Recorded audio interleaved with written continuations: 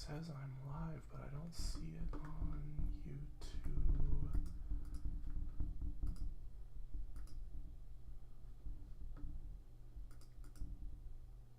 Oh, am I live? I should be live. Why is it not saying I'm live?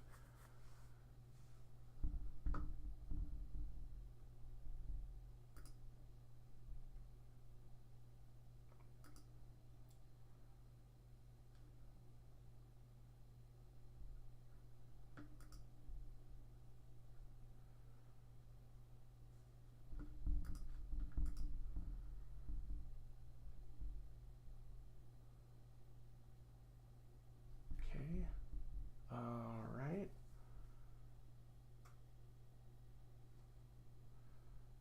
Looks like I am live. So I'll back out of that.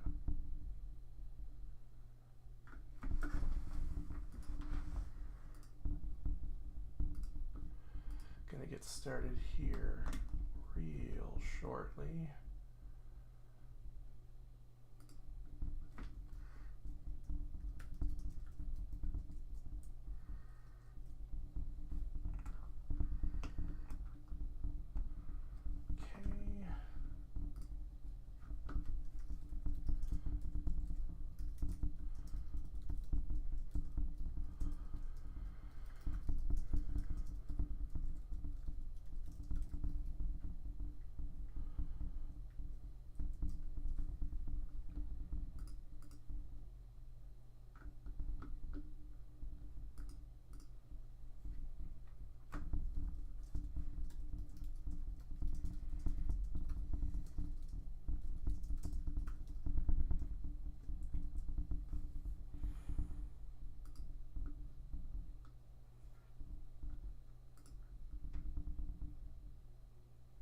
Okay.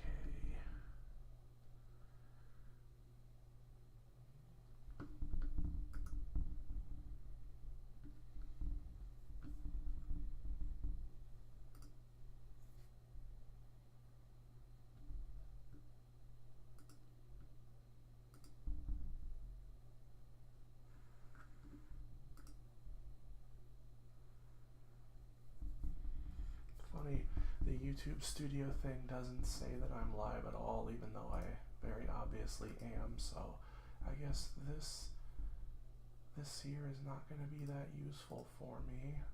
I'll just keep this open on mute off to the side. Okay.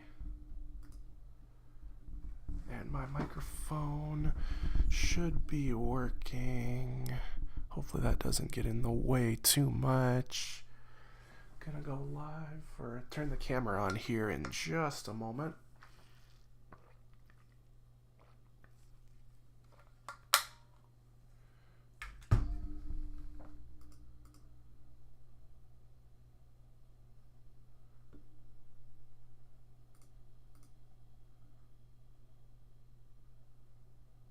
Oh, there we go. Now I can see it.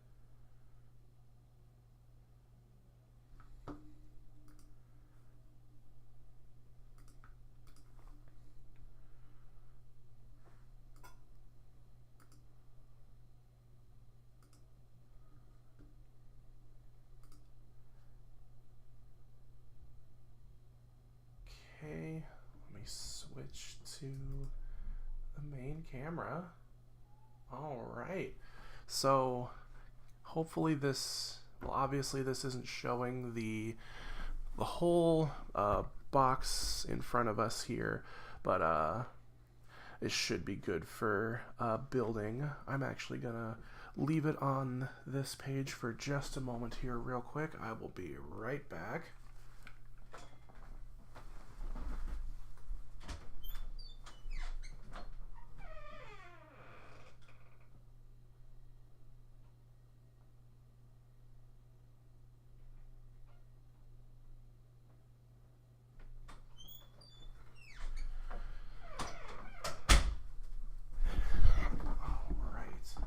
Ooh. Damn it. Anyway, get that put back where it was. All right. So yeah, so I mean, if you saw my unboxing video for this that I put out a couple weeks ago, you already know I've already opened this. All the bags in there are open. I just left the runners in there with the manual and the stickers and whatnot. So I think to best use the space I have here, gonna have to move a couple of things off camera here just real quick so I have some space. Okay. Should have everything out and ready for this. So I'm gonna crack this open, get this stacked like this, take the manual. All right, so I'm just gonna quick organize my runners here alphabetically. So let's see, we have K, we have, this should be A, runner A1. Gonna leave the rubber floppy runners off to the side here. One moment. Okay, so I'm gonna set these off camera just for the time being. Runner is A2, but I feel like I know what this runner's for, so it's going off to the side with the rubber ones. Runner E, B, C, D.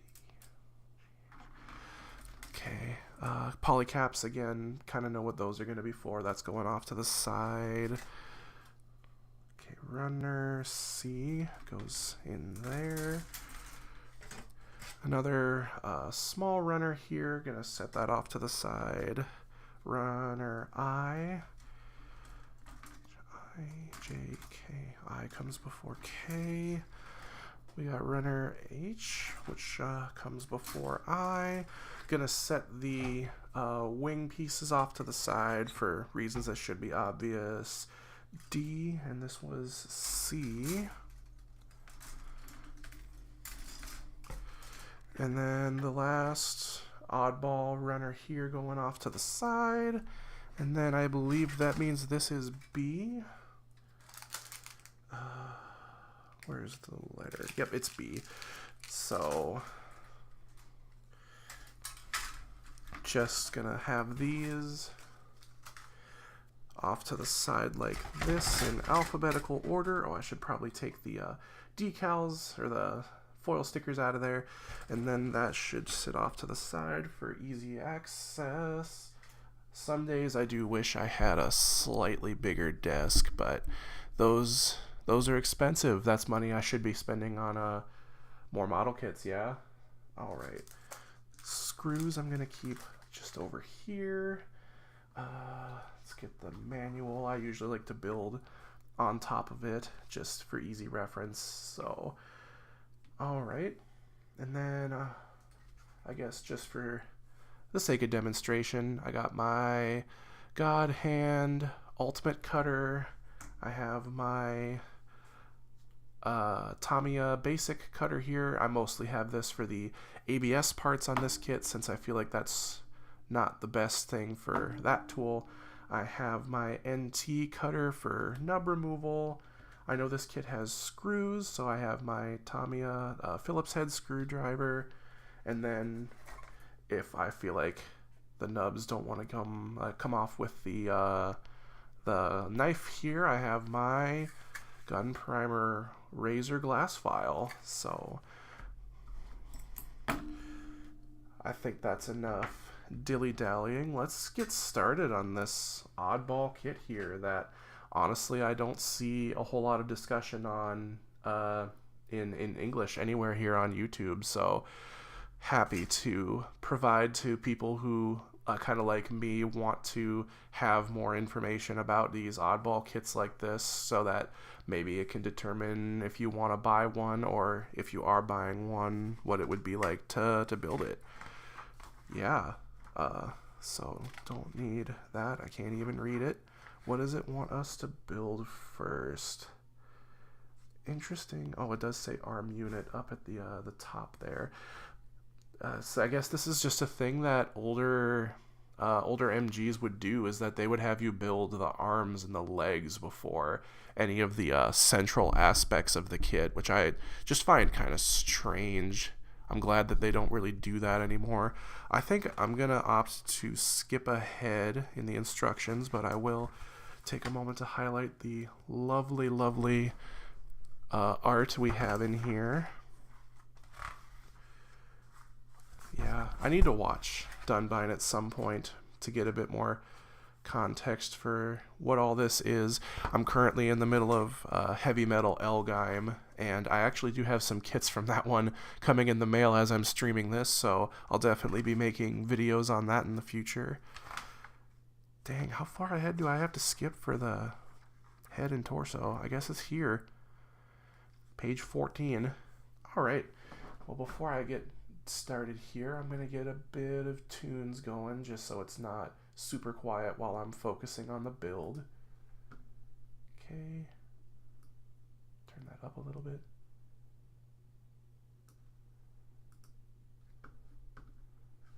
Okay. Turn that up a little bit. I'm playing the Sonic and the Black Knight soundtrack, which seems appropriate for a kit like this, considering the medieval fantasy theme it has going. But let me just make sure. Yeah, this should be the first step for the head here. So, yeah, older Master Grade manual might be a tiny bit difficult to find runners since they don't list them in the step like they do in modern kits. So, yeah, I'm definitely going to need runners A, M for the polycap, runner B for the one little part there. Yeah, so my plan for this stream is to just get a straight build of this kit done, and if there are any parts that can't be removed after being assembled, I will not put those together and leave those off. I just want to have this built so I know what does and doesn't need painting in the future. But that being said, I'll try to get this in frame here, and we'll make the first cuts.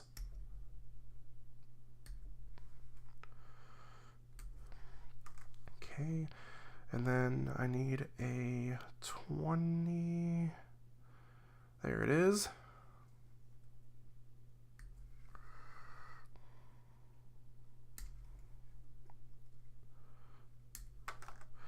Okay, and then, oh yeah, the eyeballs, which, let's see. Okay, those, there are these little tabs on them that I don't know if will be showing up on camera here, but I need to make sure not to cut those because I'm sure that's what holds these pieces in.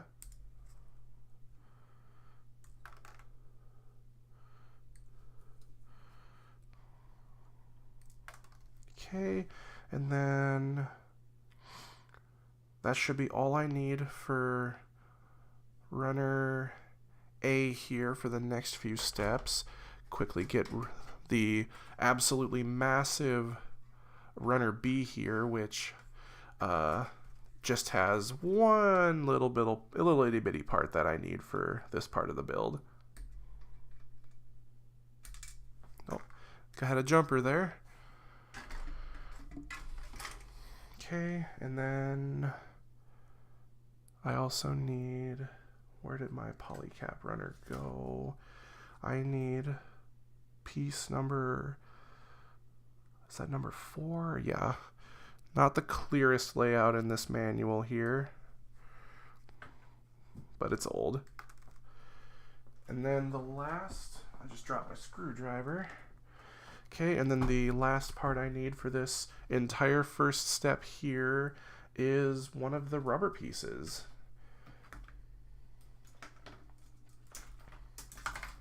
Where is it? Oh yeah, the brain, as I called it in my unboxing video here. Oh, that cuts so strange. Almost feels like cutting paper with a pair of scissors.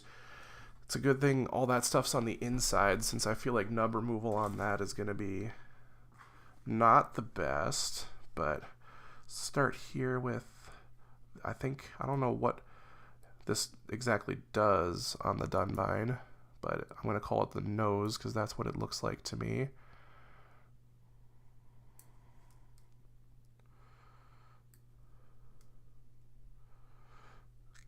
Okay. And honestly, that nub on there cleaned up pretty good considering it was just a couple of nips with the God Hand. Can't complain about that. And then the nubs on this one, I feel like this should be all contained within other parts when the head is done. Oh, I cut too much off of that. That's the thing with the God Hand nippers. They bite way more than you think they would. You gotta learn to rein in their awesome power. Okay, last nub on the kit, on this part of the kit here. Okay, there's still a little bit left. Just gonna try to gently take that. I think I'm gonna try the razor on this here real quick. Very gently rub that with the glass file. Okay, that took care of the rest of it. And then, all right, this face is like this. First two parts finally going together. That lovely purple bluish color that this kit has for some parts, yeah. Okay, now we gotta take okay, we take this. I'm gonna be a little more careful with the nubs on this one.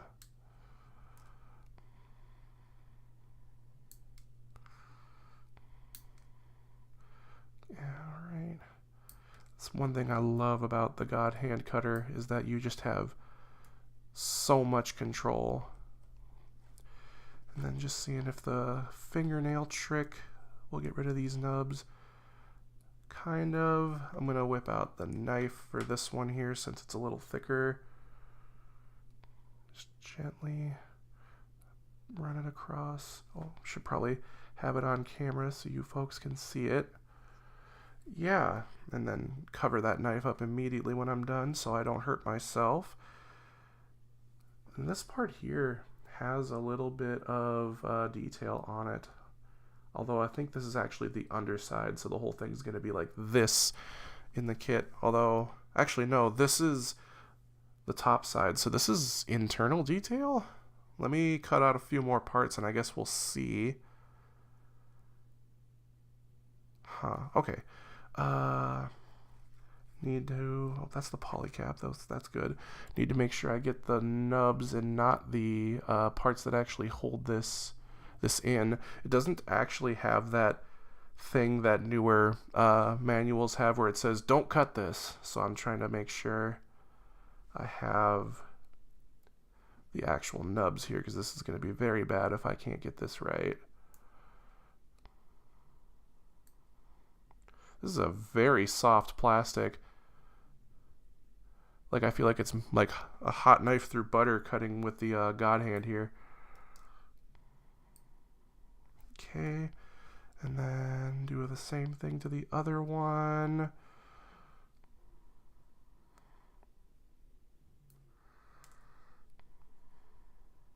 Trying not to get what's not the nub.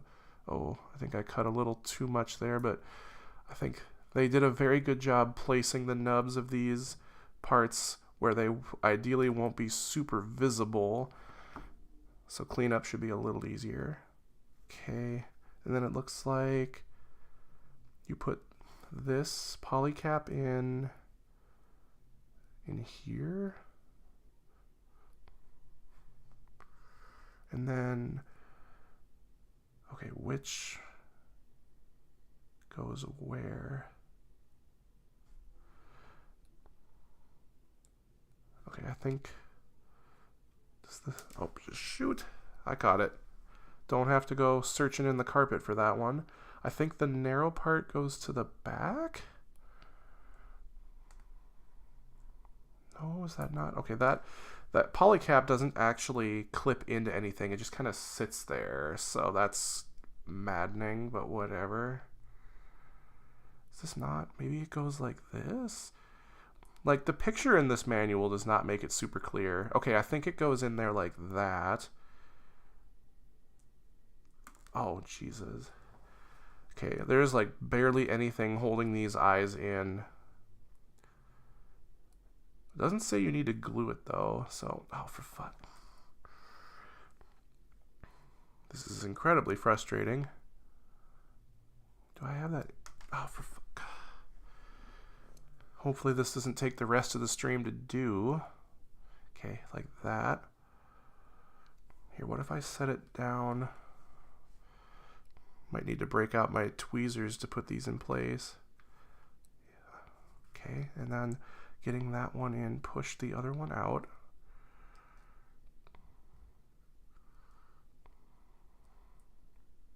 Oh, come on. My fingers are a little sticky right now, so I think that's why. Oh, okay. I'm going to try.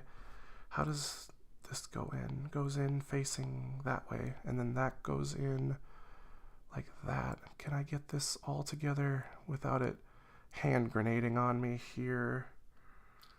Oh, for fuck. Okay, that's not. Oh, okay. All right. Shake it out, shake it out. Let's try that again. I'm gonna quick take a break by taking the nub off of this.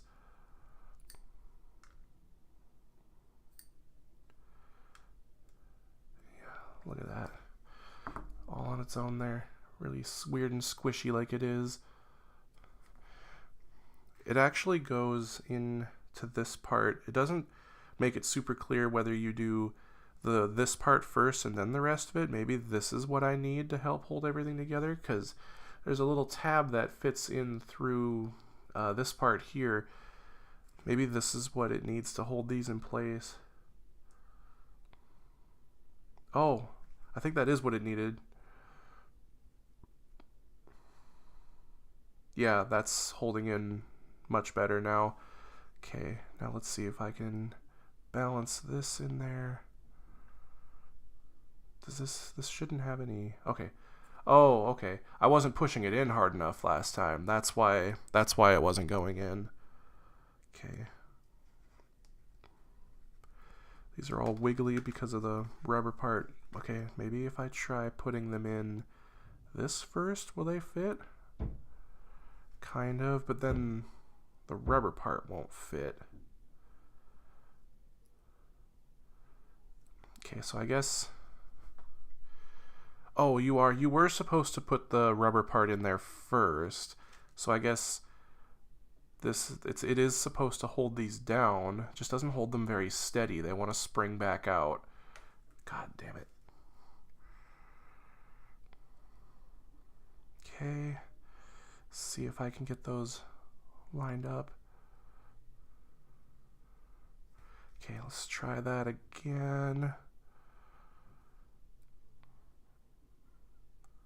Oh, that's upside down. Try to hold it in place. No. Oh my goodness. Okay, well that part got stuck in there. They don't really make master grades like they used to, huh? I'm gonna hold this a little closer to me, so sorry you guys can't see it, but I want to get a move on here. Oh my goodness.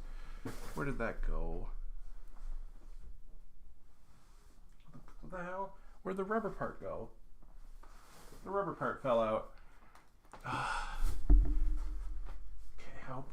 Okay, doesn't seem like I ran over that with any of my chair wheels. And I thought that was holding in there pretty good. That's really strange. Okay, let's try that again. Alright, I love this song, but don't want a song with lyrics playing. Okay, hold on a second here. Let me try that again. Okay. Now it should just play on its own without playing music that's too distracting while I try to desperately get this to line up.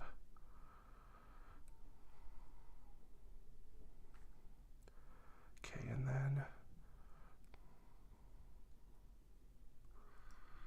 come on. God, man. Yeah, I can't put the rubber part in there. Maybe let me see if I can. Maybe it's soft enough that this could work. Put them into this part first.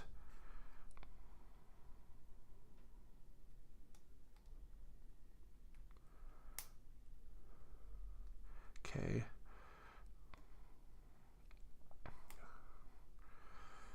Oh boy. Well, I got that together. Hopefully disassembling it for painting won't take too many years off my lifespan, but we got something resembling a head coming along here, so that's pretty sweet. Let's set that down. And then it looks like the rest of the head is taken up by two big armor pieces, which both are runner D. And I want to take a moment to mention how they have these armor parts molded at the sides of the runner like this to minimize seam lines as much as they can, which is very impressive for me. Like, just to me, I mean, because of the age of this kit. But I'll get the top fin here.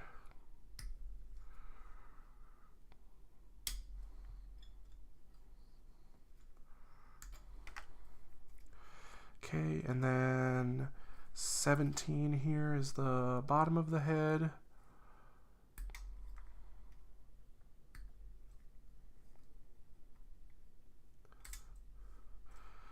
And then this last part here is the top of the head.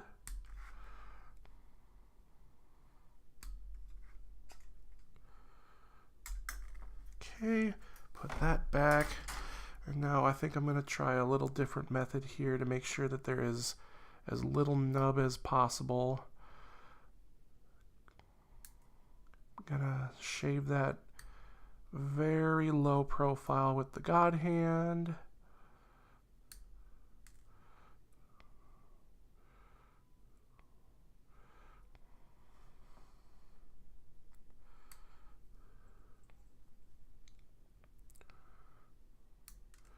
Very low profile. Okay, break out the NT cutter again and then try my best to take the rest of it without damaging the part or cutting myself. Gotta love gravity, right? Nothing damaging there fell, just the runners were propped up and they fell over. Oh, that's putting up a bit of resistance. I did put a new blade in this knife specifically for this stream, just to make sure we had no issues with nub removal. And I guess the other benefit is that this is pretty light colored plastic, so the nubs ideally won't be super noticeable, but anything before painting I will make sure to properly sand and polish, since I feel like color matching this would be a pain, and I don't have the equipment for doing that properly. I don't have an airbrushing system yet. I do have my Gundam marker airbrush, but you can't mix paints with that like you can with a real airbrush. It is something I would like to get at some point, but don't really have the space for it right now. Oh, that one's fighting me a little bit. This might be... Okay, there we go. I just didn't cut it close enough to the plastic, but thankfully that jump didn't damage me or the model kit.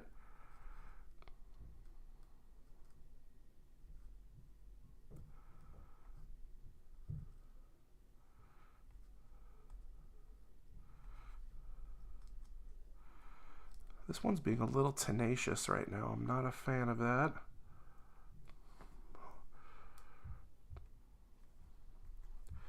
Okay, cover you up. Move on to the top of the head here where you'll see there's that molded detail in there that is supposed to be a pair of yellow stripes for the head, which are unfortunately stickers in this kit, but because they are molded separately, it shouldn't be too hard to mask and paint that ideally. And I do have yellow paint, so that being one of the only mandatory painting spots isn't that frustrating to me. Just find it funny because, like I said in my unboxing video for this, I just think it's kind of funny how one of the big selling points of the first Master Grade Gundam was that the yellow V in the crotch, I guess, was color separated on that kit, yet they couldn't manage that on this one. Maybe they knew no one was going to buy this, and it seems to this day no one's really buying this. Although it does seem like the P Bandai new high-grade Dunbine did well enough. I'm hoping they reprint that soon, because I would love to have that kit, especially in comparison to this one. Yeah, it's the nubs on the backpack are really what's got me a little anxious about this kit, because I never like kits with absolutely massive gates on their parts, because they're a pain to nub remove.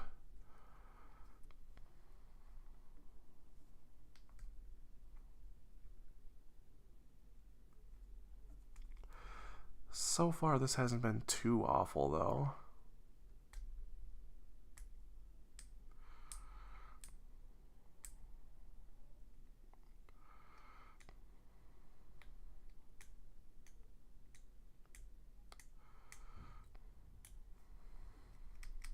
That little itty bitty bit there doesn't want to come off, but I don't want to dig too deep into the plastic, so okay, put the cap back on before I set it down and get to the last little bit here. Oops, wrong direction. That gate right there gonna be a little rough. At least there's a nice tiny one here, and then this gate here is going to be on the inside of the part. So I'm just going to cut this one, not the cleanest because it doesn't really matter, but the gate itself is very thick, so I got to whittle it down.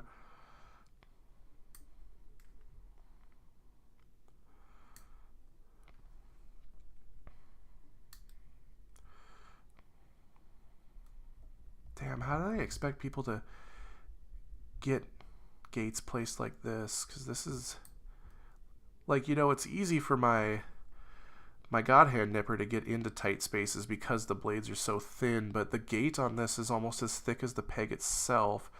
I think I'm actually going to need the knife for that, just because I can't get the rest of it. Okay, cut you really close, and then take this one pieces at a time here.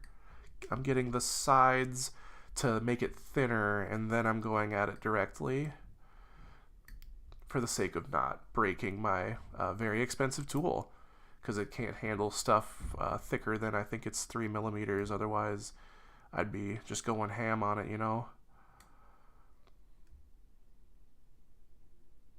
Okay, I think I really should be getting that thick or thinner, like oh yeah, there we go. Take that off like that. Just trying my best not to damage the lovely curved surfaces that this has, because I feel like cuts on these are going to be especially noticeable. But oh geez, that flew way harder than I thought it was going to. Okay, I'm just going to quickly finish that nub there, because I'm pretty sure that's going to cause fitting issues if that's not taken care of. I'll start with the little one here, just because it should be fairly quick.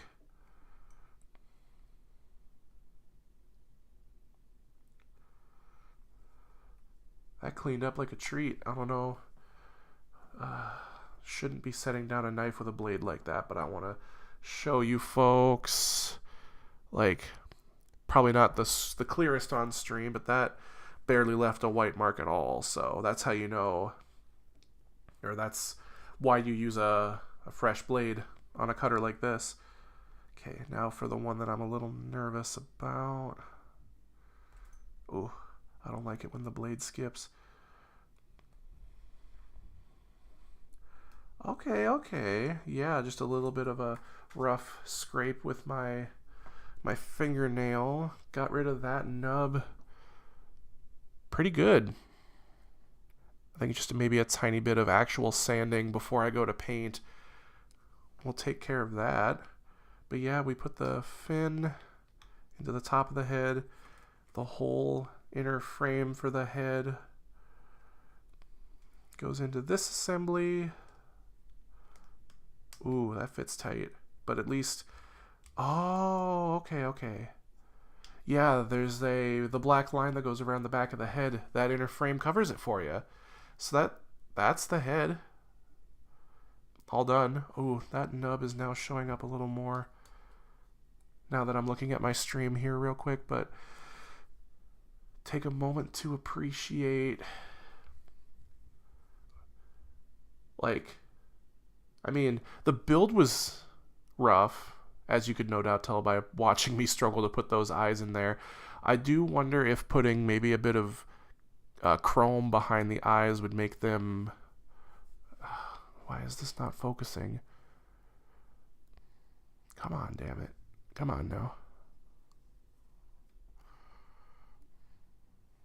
Maybe I'm holding it too close. I don't know. Anyways, I was saying I do have a chrome silver marker, like the Gundam marker kind. I'm wondering if putting chrome behind those eyes would make them pop a little bit more, make them shine, because they're hollow on the backs of them there, and then there's nothing in between them. It's just like empty space there, pretty much. Something to think about. But yeah, gotta paint the stripes on the head. But other than that, it's looking sweet. It's also, I don't know how to accurately convey like the size of this here, but this is turning out to be a little bigger than I was expecting it to be, which is neat. I do have the standing pilot figure already cut here. He's only 2 pieces, one for the, I'll just show you, oops. Yeah, so his whole body, head, his right arm is all like that. You have a little tab on the side there, and then his sword, his left arm, his sword, and his scabbard are a separate piece there. I think this manual did say you need to glue this, but honestly, these parts are holding together fine enough without it. I'm guessing that's just for the longevity of the figure here, which is molded in this interesting green color, which I don't think matches anything that the actual design for Shozama had in the show. I hope I'm pronouncing that name correctly, but set the head next to Sho here. Give a sense of how big it would be if it were real. Man, this webcam does not like focusing. I need to figure out how to fix that. I'm gonna take just like a really quick water break here just to rehydrate.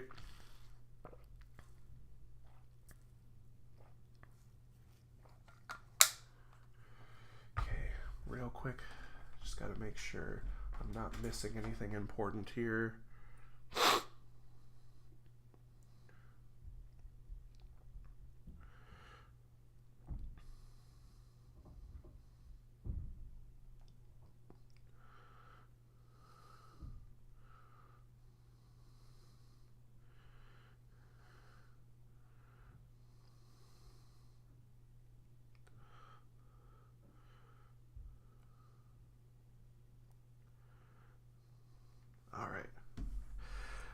Okay, yeah, so head done. I'm gonna set that just off camera here so I have a little more room to work with here while I move some of this stuff out of the way and see what I need. I'm gonna get started on the torso next, which I'm just gonna get the nubs off of my instruction manual here and then just take a quick peek ahead. Okay.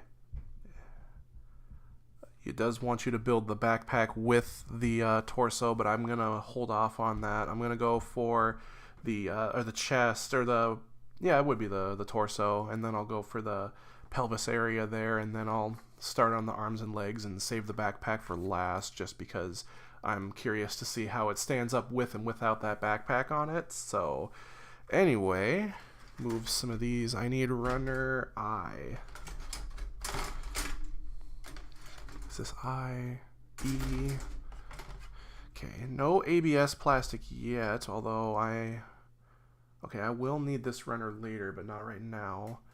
Where's I? Is this I? Yeah, this is I. Okay, so there is ABS in this. This is an ABS runner. So, curious to see how much of this will end up exposed when the kit is finished, because I know that most paints don't play well with ABS, so I'm trying to be wary of that. I'm also gonna try to move the microphone a little closer to my face here, just so that hopefully it picks up my commentary better. Okay, I am gonna use the God Hand cutter to do nub removal on these, but I'm gonna do the initial cuts with my Tamiya basic nipper, just because I know that ABS is a little more firm, a little more robust. But yeah, it looks like I need these two parts here first.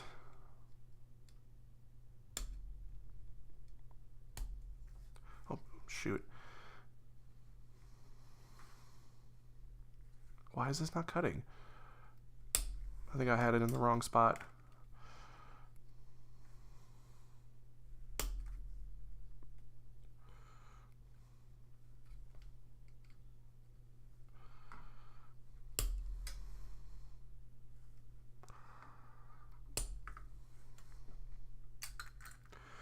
Okay, and then I need 18 off of this runner. There it is.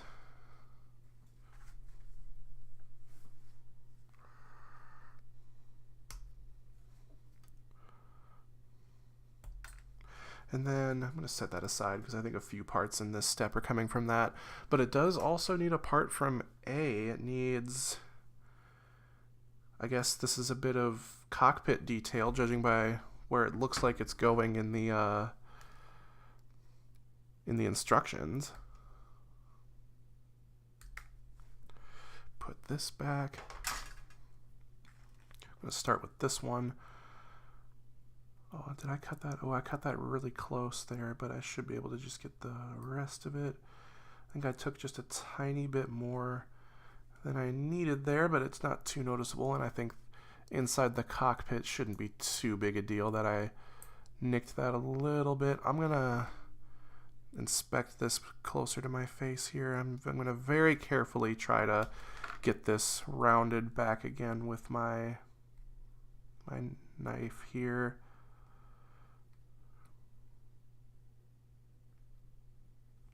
Okay, I think I might have...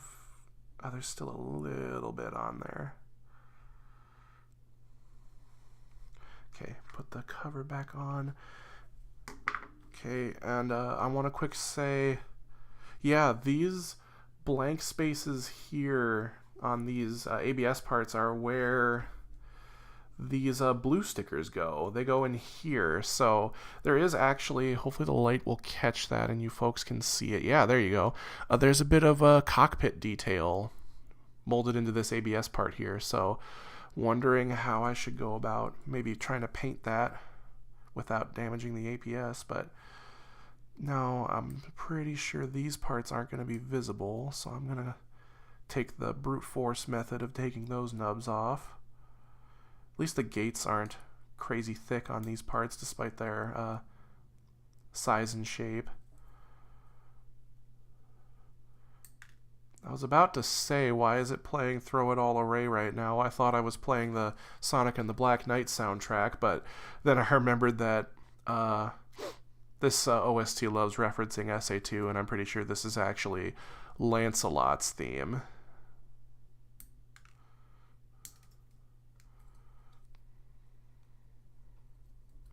Sometimes it's tricky to figure out the best angle to hold the part at to get the nub and not the parts you actually need.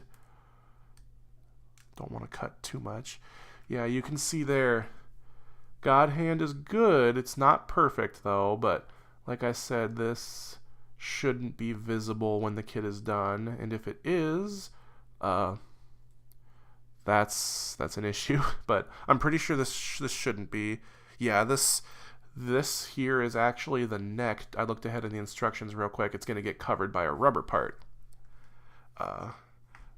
spoilers, I guess, but yeah, ball joints, don't really care about the nub on that.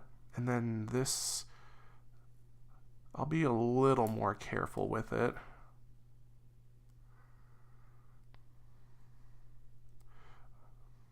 Wait a minute. You guys can't even hear the music I'm playing right now, can you? Huh, I'm not seeing...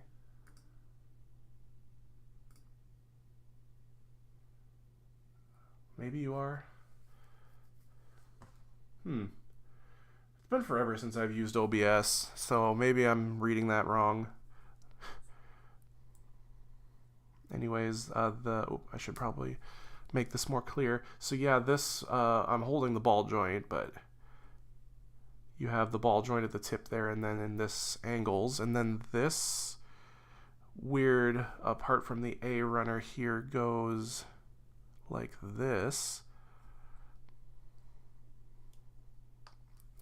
Dang, that's in there tight. This might be a little tough to disassemble later, but I also am impatient. I want to see how this looks when it's built. Oh yeah. Hopefully y'all heard that. That's the sound of ABS on ABS right there. And then we have the start of the frame for the cockpit, and then that round piece up there at the top was that part from the A runner. Come on, you can focus. Yeah, not lit the best, but hopefully that was clear enough. Had to take another water sip there. Okay, we're getting to our first screws here soon, but I do have a couple more ABS parts to cut. We got this big part here, which I think is going to make up the back of the cockpit.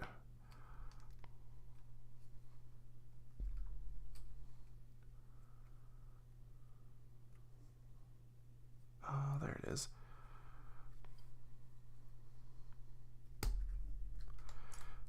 Oh, that is a gnarly nub. That's going to be difficult to clean. Anyway, I need 12 and 13. 12 and 13. These very utilitarian looking parts there. I think this is for an ab crunch. I didn't know this kit had one.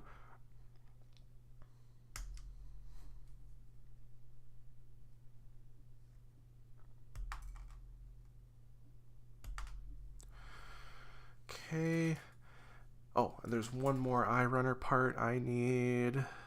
What number is it? 27? Where's 27? Okay, way down here at the bottom.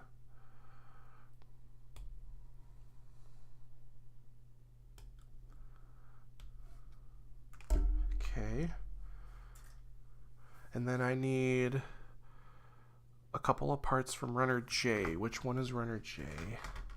A, B, C, E. Is this J? That's K. Which one's runner J? H. Oh.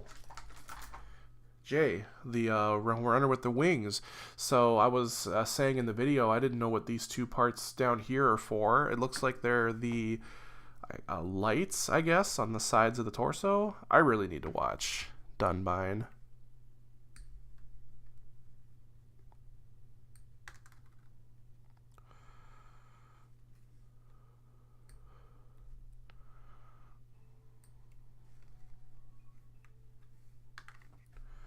Okay, set that back to the side. Okay, let me just do the nub removal quick, and then I'll figure out what screws I need. Thankfully, unlike the parts for the eyes, there's no mistaking connection tabs for nubs on these.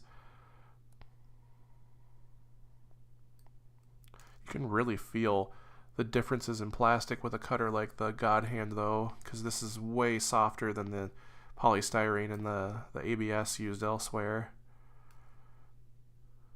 Which is funny, because usually clear parts are way more rigid than that. I'm not sure. Okay, and then this one, yeah, they put the nubs in the best place possible on this part, but I also don't think that part's going to be visible on the finished kit, at least not unless you have this extended. Going to be careful-ish with these. Dang. No white mark at all on there. And then that one has a white mark. Not a big deal though.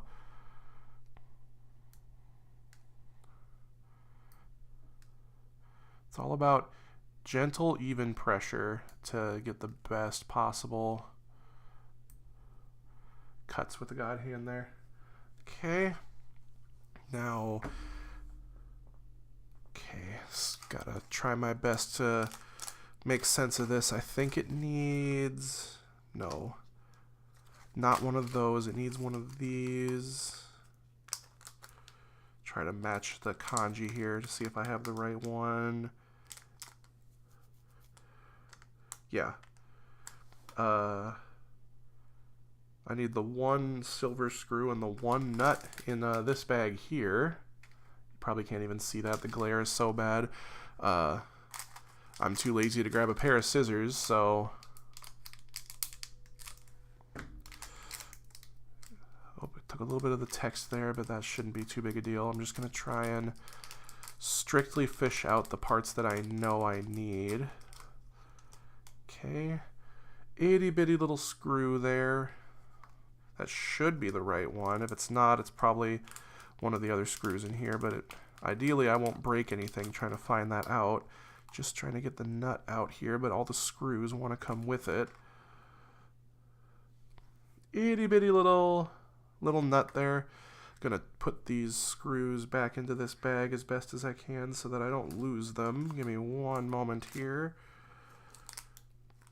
Okay, that might actually be more difficult than I thought because they're sticking to my hand. Okay, if I do that, they can go back in.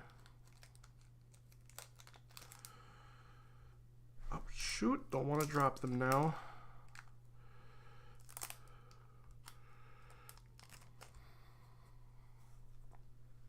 Okay. Oh, no.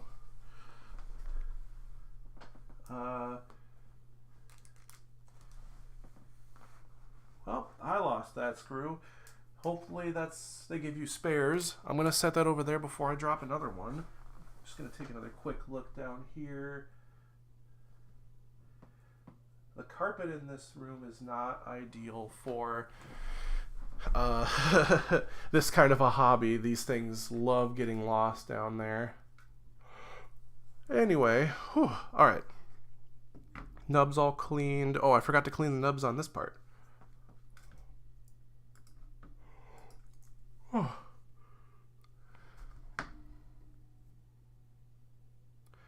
Okay.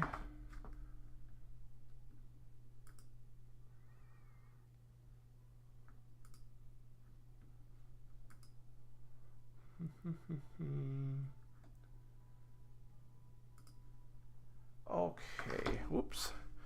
Gotta get the nubs off this real quick. I'll start with this chunky one up here at the top.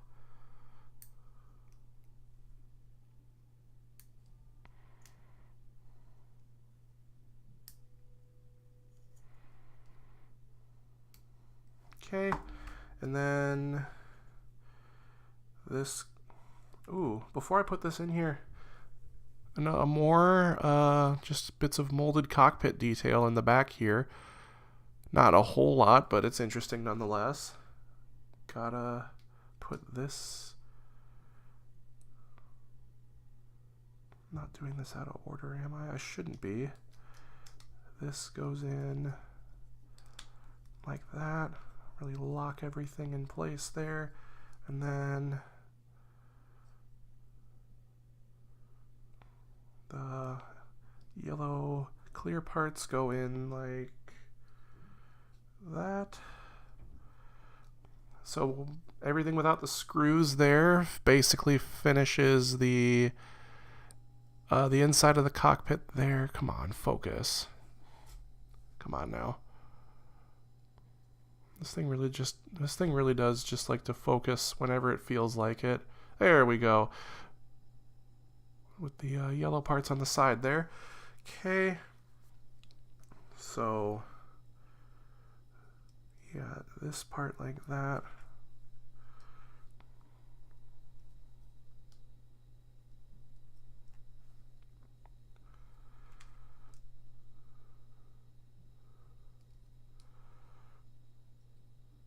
this? Oh, this goes like this.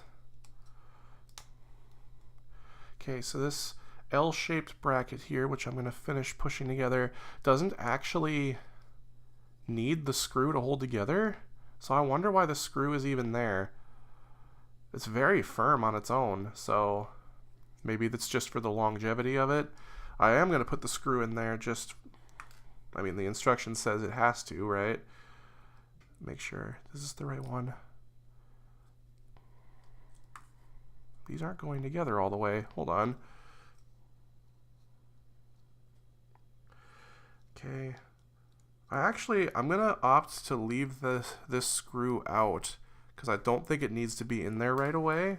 Hopefully I don't end up losing that, but I'm going to leave that out for the time being because I feel like that's going to over-tighten that and stress the plastic. So, going to move on to runner H here, which mercifully is polystyrene, not ABS.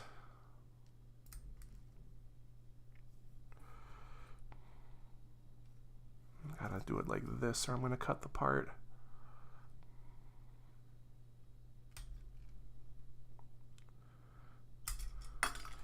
Okay, and then I need to pull out runner G here. We're pulling from this weird thing here.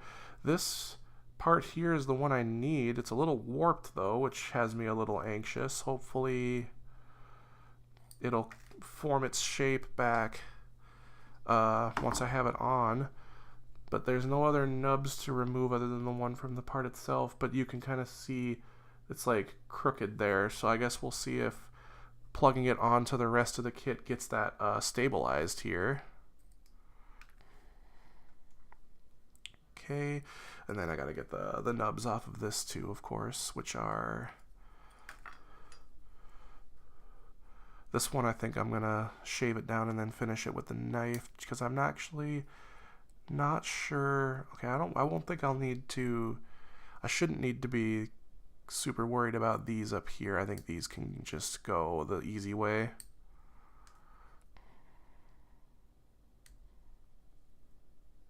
Oh, don't want to cut too much. Okay, and then I'll just do a quick scrape over with my knife on this one here.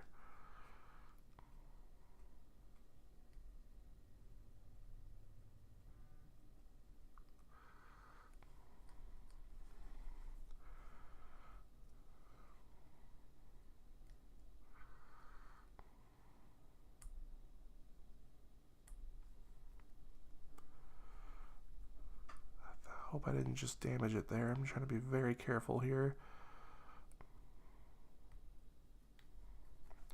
I'm going to call that good there. I think I can sand that a little better later.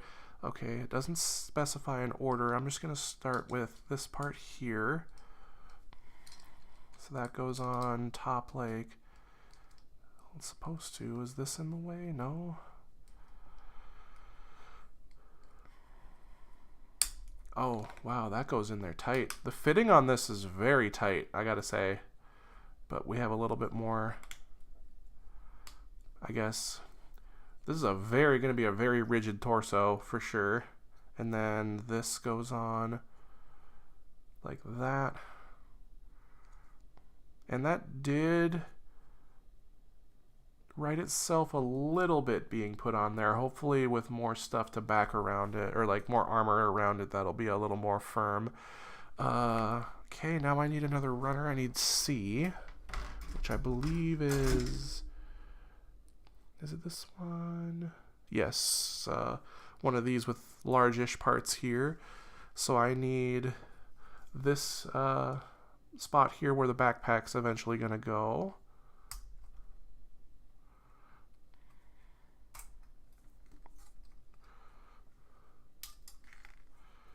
And then I need this cuff piece here for the neck.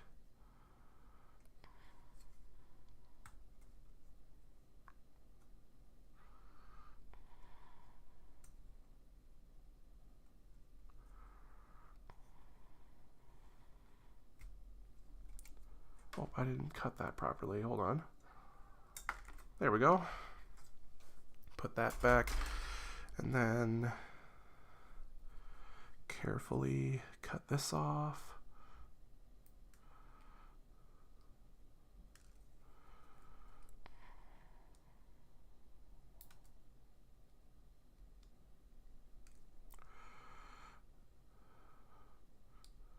These bluish parts are remarkably easy to take the nubs off of, which is appreciated.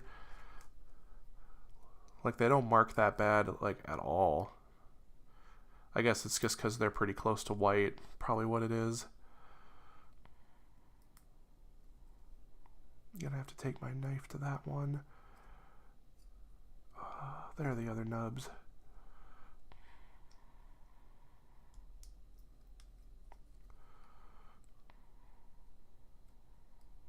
Okay, cracking out the knife again.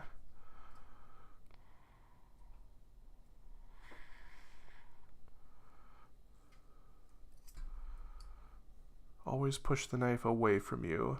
Never pull it towards yourself.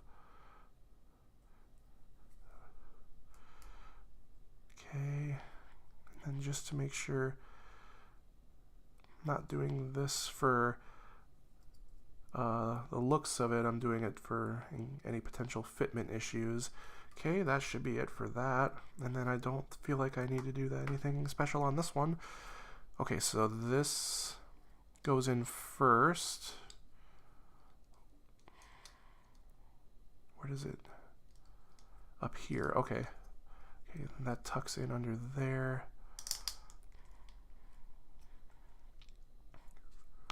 And then this goes in on top of it, like that. Okay, those go in there.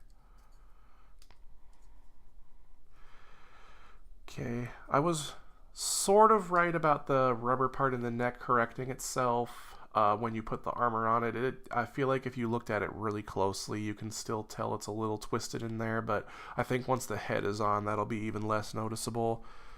Okay, and then it looks like I have a double duty thing here, although 3 plastic parts and a poly cap isn't horrible, so I'll need, oh shoot, not my poly caps. Oh. Okay, what do we have, what do we need here?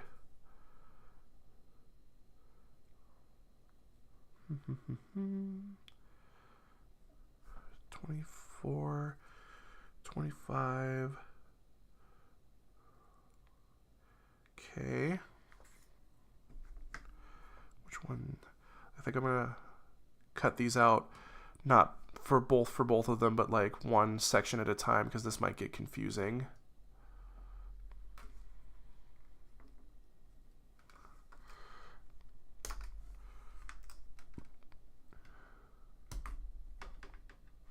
And then I need this one. Okay, I want y'all to appreciate how tight that gate is to the number on there. Like, not a whole lot of clearance there.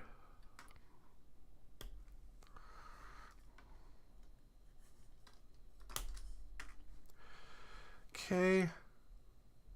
Now need runner D. This is D, yep.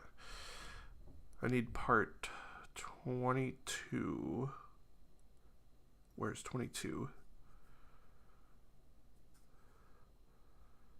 Oh wait, no, this is D. I grabbed the wrong runner. What's, this is E. Okay, another ABS runner here, it looks like. So, E22. There it is. Another very utilitarian looking part there. Not really Dunbine-y. Doesn't seem super fantastical. Just very robot. Oh, that went flying. Okay, but I do need a part from D. I just grabbed D, looking at the wrong thing. This this big part right here.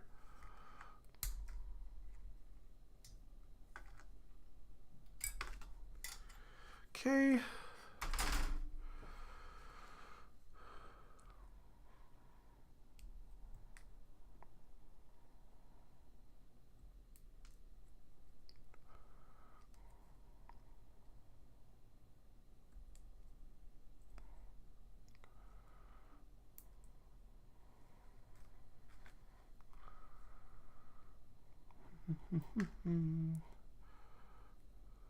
Oh, whoops.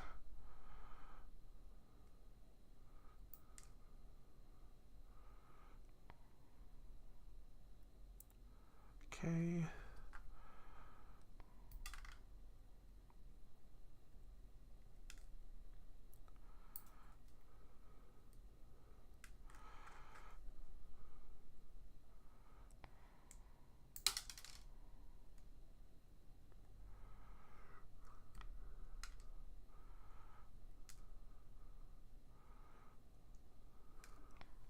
Okay. So these two parts looks like they go together like this.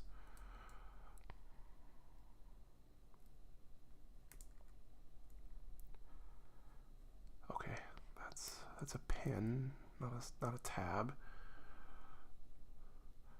Okay, you have this weird joint of some sort here, which, oh, I forgot my polycap.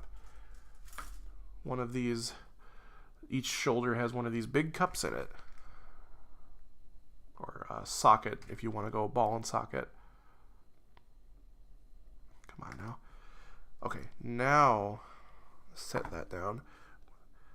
So we take this part that I said was super utilitarian. It's going to face this way with the polycap in there like this. And then like this. Jesus.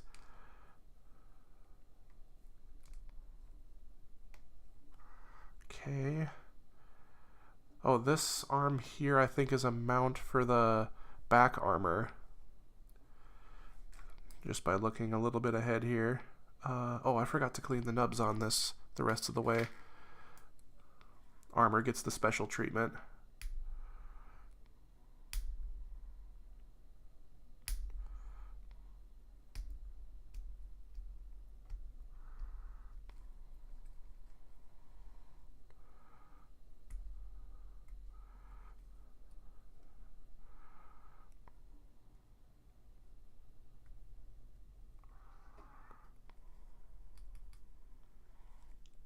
Okay, and then there was a nub here.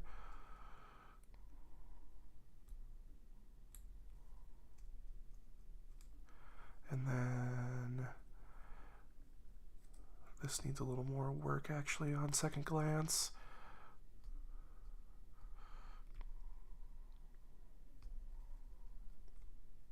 Okay, I think I scarred that a little bit, but it shouldn't be too big a deal, and hopefully. Okay, now I put this. So this face is like, oh, okay. So the goes in there. You got the polycap ball joint for the shoulder, and then this is going to be for the backpack. And that all tabs in like, oh, up here. Okay. Yeah. Got to make sure everything lines up right.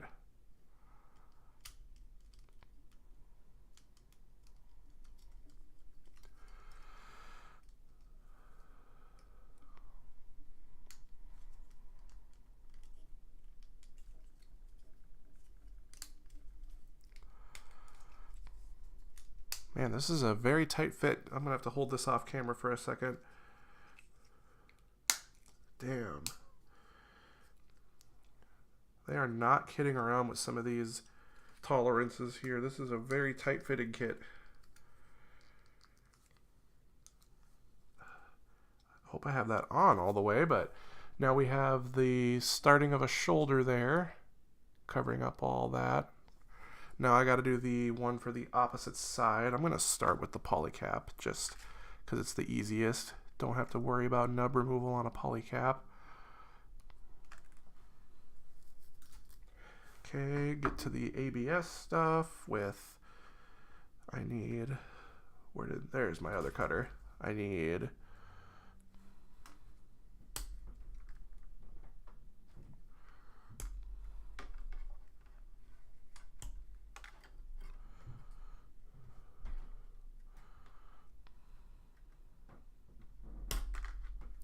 Gotta love it when they jump on you like that, huh?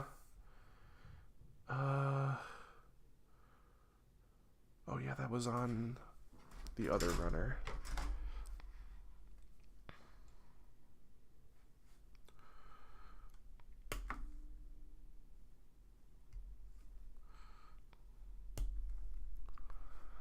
Probably don't need to be too worried about nubs on this part in hindsight because of how covered it's going to be, but I see it as practice for parts like this where the cleanup does matter.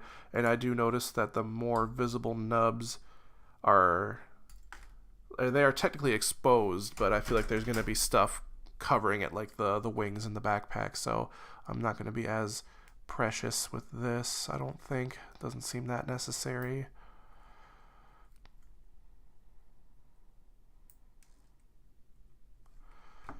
Okay, take my knife back out for this one.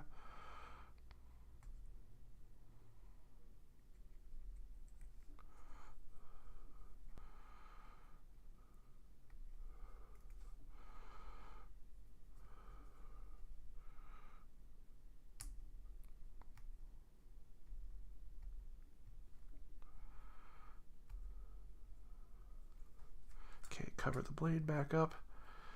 Always cover the blade back up.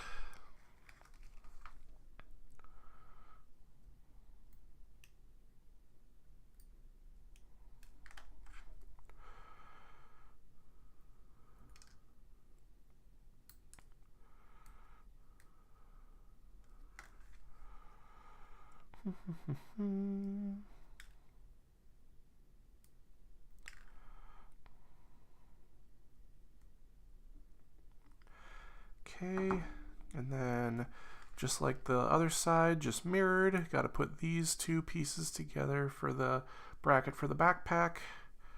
Poly cap goes in here like so. And then I'm going to make sure I have my orientation correctly. Yeah, like that. Push that in all the way. And then this all goes together like so. And then this whole assembly goes on to the rest of it. Got to make sure I've lined it up right.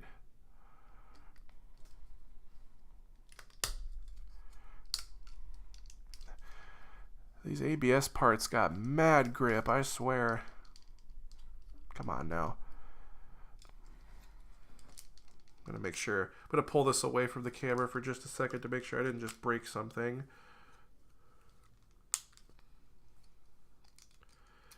This is kind of a rare kit. I would hate to break any part of it, yeah.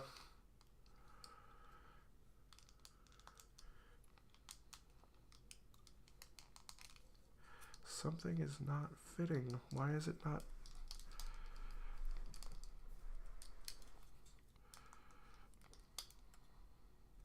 This is in there all the way. Oh, that part's not in there all the way.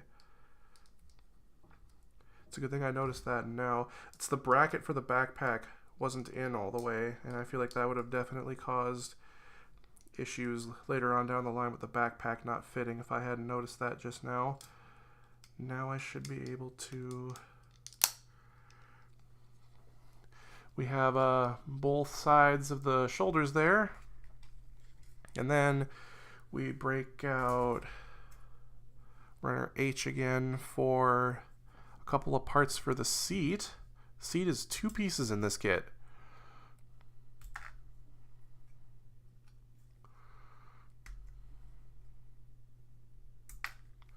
Okay, and then I have to break out our other green runner here for the seated pilot.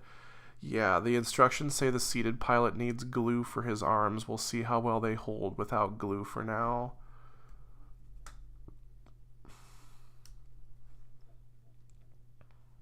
There's a nub right on his head. It's an unfortunate place for a nub.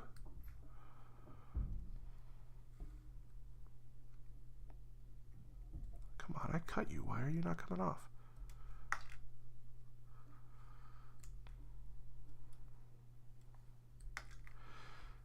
Alright, and then the rest of the parts on here won't come into play until we get to the hands. Seems like, where did the music go? I guess that playlist is over. I'm going to...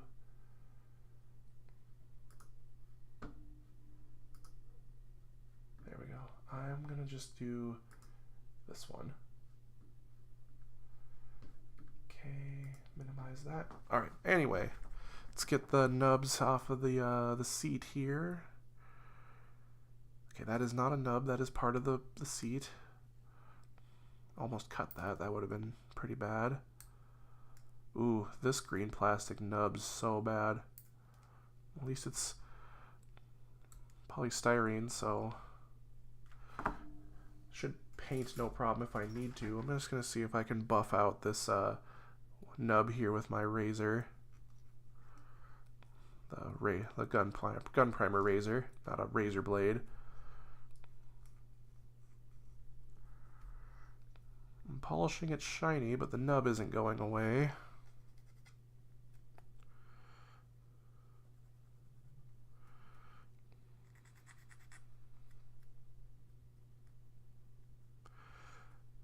Almost. It is actually making the nub go away. Just, I want to hold it closer to my face so I can see it.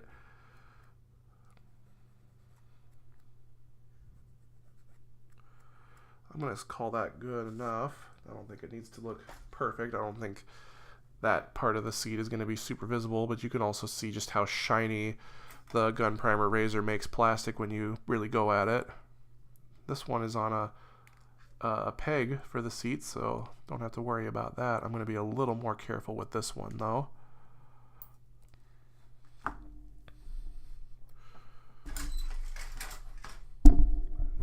feel like I keep leaning away from my microphone. And then...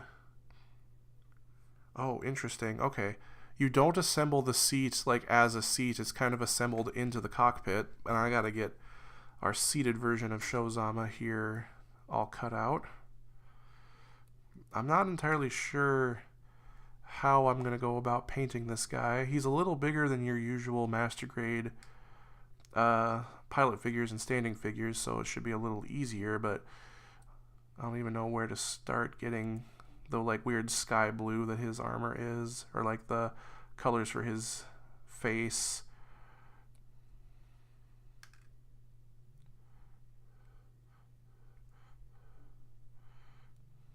Man, the nubs on this kind of plastic are awful. They're like right in between the rubber ones and the polystyrene ones. These are just like slightly too soft, so they don't really want to cooperate in ways that I'm used to.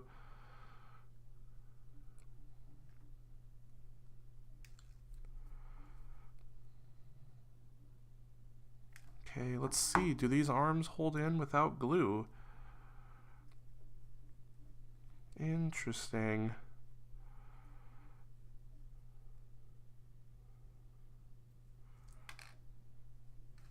Will this arm even go in? Okay, so they're in there. I'm not going to be able to shake them loose out of his shoulders there, but if you apply even the slightest bit of pressure to, say, like the hands, they are going to come loose. So I could see why they say it needs glue. Anyways, awkward that he is basically the same color as his chair, but looks like you pop him in. Oh, yep, see? His arm just fell off.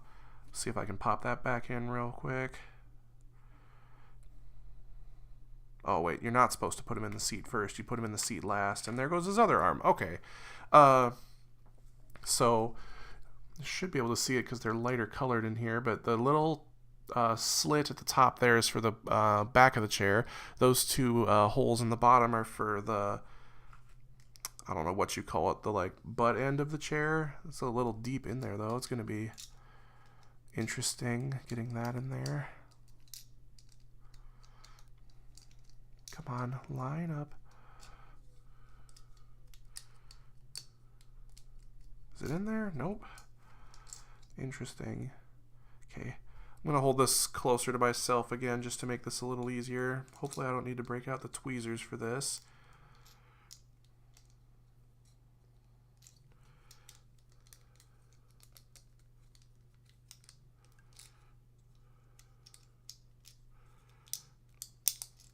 Man, I wish... Would have been a lot nicer if you told us to put this in there a little sooner, Bandai. This is kind of difficult to get in there with all this junk in front of it. Do you playtest these things before you sell them? I'm sure you do now. Modern kits are a breeze to get through. So fiddly.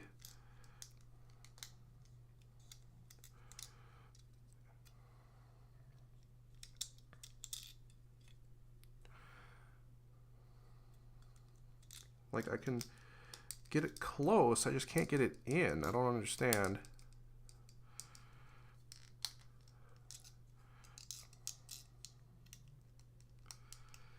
This is like the eyeballs all over again. Oh my god. Come on.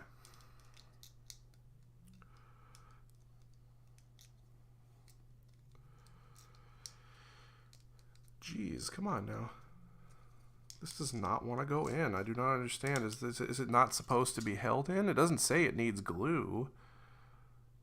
I'm going to break out the tweezers, I guess. See if that helps at all. Just going to...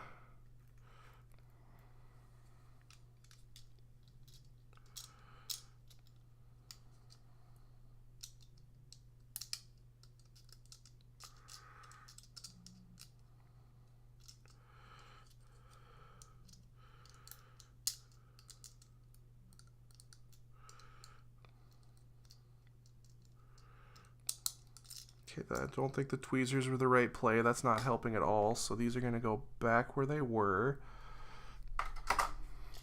I might just leave it out for now and try to put it in later if I can't get it in there. Like the peg just keeps slipping away from the hole in there.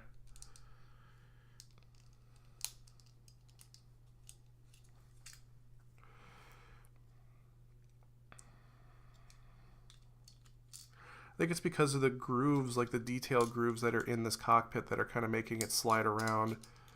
Make you think that you got it into the actual peg hole, but you don't.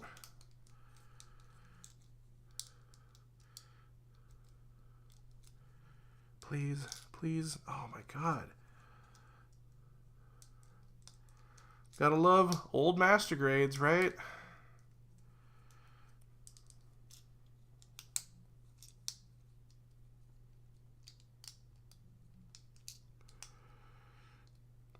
Okay, this is like genuinely, I feel like I'm lining it up perfectly and it will not go in.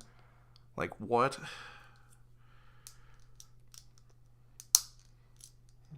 Nope, it's still not in. I don't know what that sound was.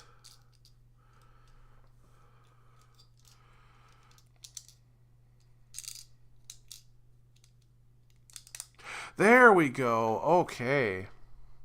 Finally. Let's see if I can get this in here without too much trouble. Okay, that went in first try. Yeah, and all that work, and you guys probably can't even see that. Where did my flashlight go? Oh, it's under a bunch of junk here.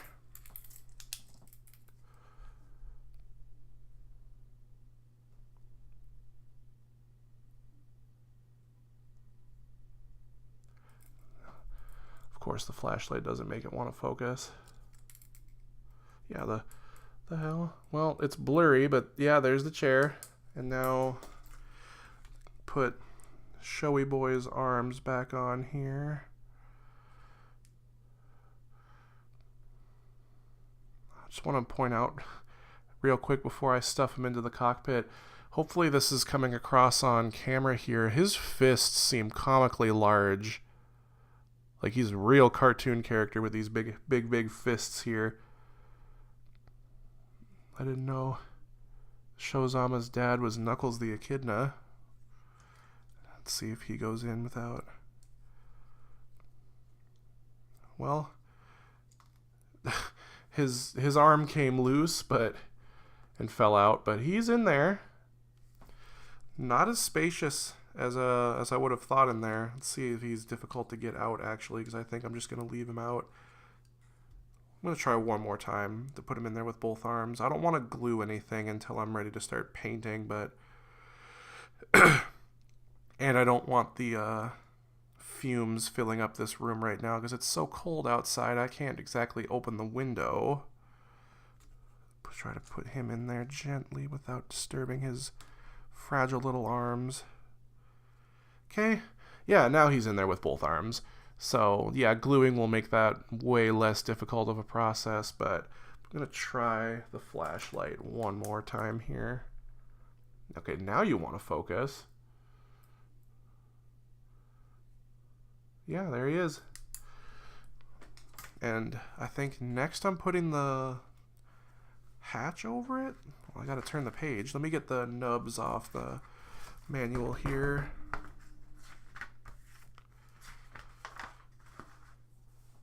Okay, yeah, looks like the first part of the cockpit is going on here very shortly. Let me just take a sip of water here.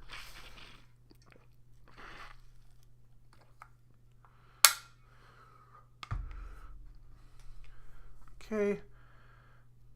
All right, I'm gonna need one poly cap for the hinge in the cockpit window. Oh, forgot where I set that. I don't want that falling now. Probably gonna make his arms go flying, and I'll never find him again.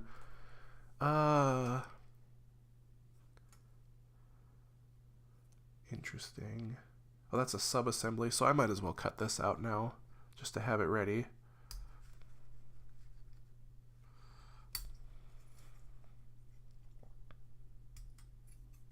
Four gates, interesting. I guess because it's a relatively large part. K. Runner K. Where's runner K?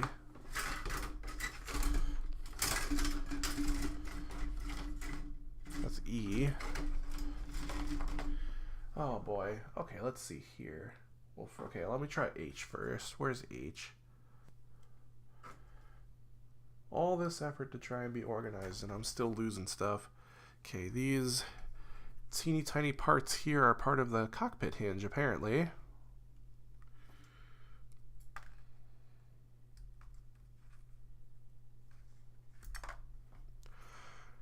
Okay. Yeah. Now, where is runner K?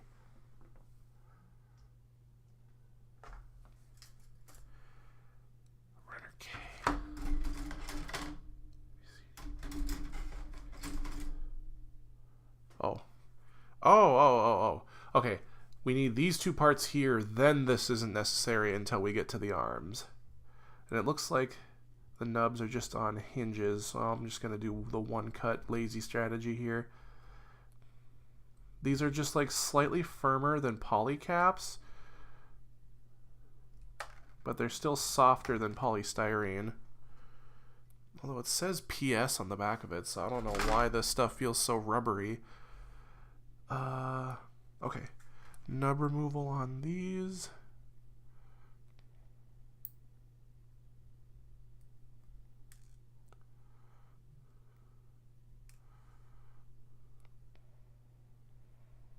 Okay.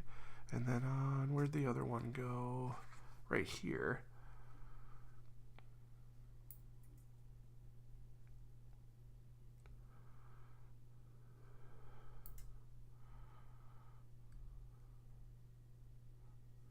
Oh, crap.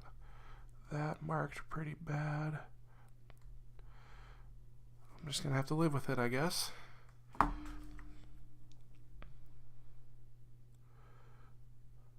goes out like this. Sandwich that all together.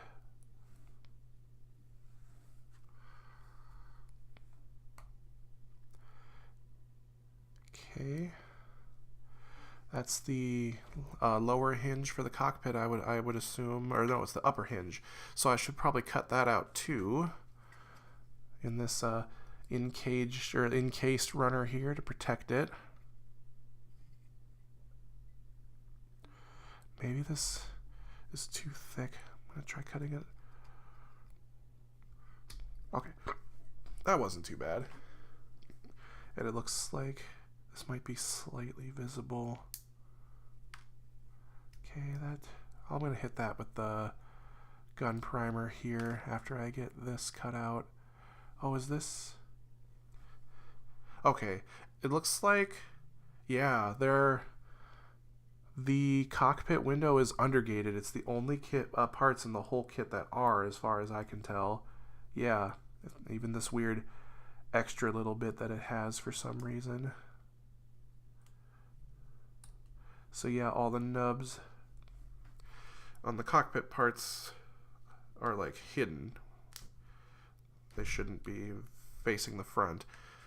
So this window goes, seems like there's no strict up and down here. Now we have the cockpit hinge, and then I need to clean this part out, or off I should say.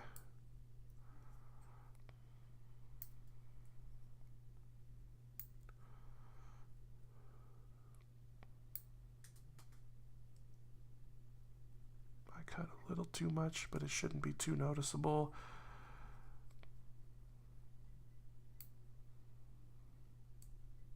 Okay, I'm gonna take the knife out again.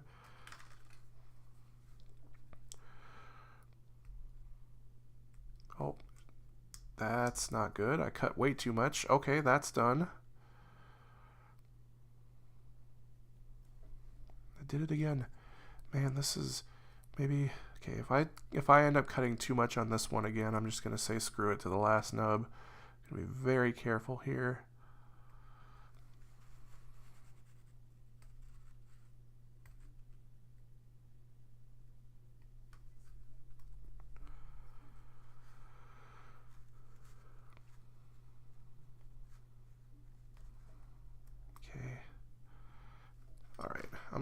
I feel like that last nub, I'm just not going to risk it. Okay, so do these have a specific shape? Okay, they don't seem like they're important left or right, but they go in like this so that they poke out through the other side.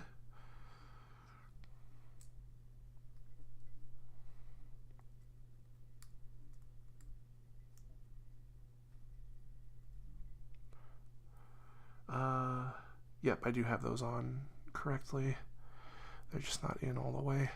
So I'm not going to try and hinge them just yet because I think they're going to pop off if I do that. But, okay, so this tabs into here, and it also covers up that bad cut that I left on there. We have the beginnings of the cockpit here, and then I need to plug it into the rest of it here. The next steps talk about putting the wings in, but like I said, I'm going to skip that for now.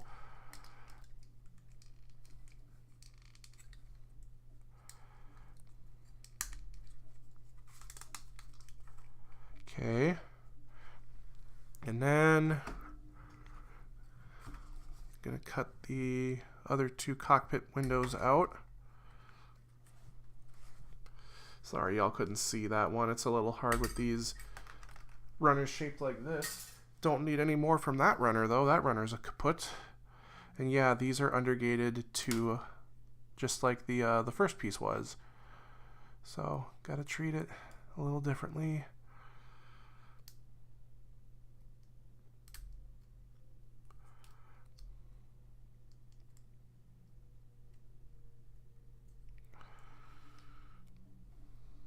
I'm gonna take the razor out again for this one. I know it's supposed to be good for clear plastic like this because it makes stuff so shiny. Yeah, that took care of that real good. You go on this side. Oh, I see. Okay, and now let's clean the nubs off this side.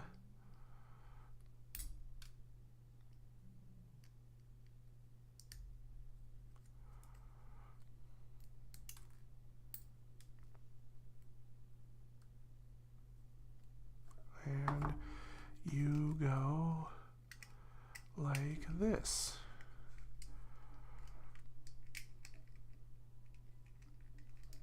these aren't held in there as strongly as I would have liked, but I think it's entirely designed that way for the opening cockpit gimmick. And yeah, that finishes this part of the build here. So here we go. These green parts are transparent, but I highly doubt that that's showing up well on camera here. But I'm just gonna try and see. You cannot see a dang thing into this cockpit. Yeah, I mean, yeah, they're transparent, but when you layer them up like that, you cannot see through this, which I find very interesting. So might not even be worth it to paint the cockpit in there, because the dual layers of clear green plastic are so basically opaque. Oh, come on, focus. Come on now.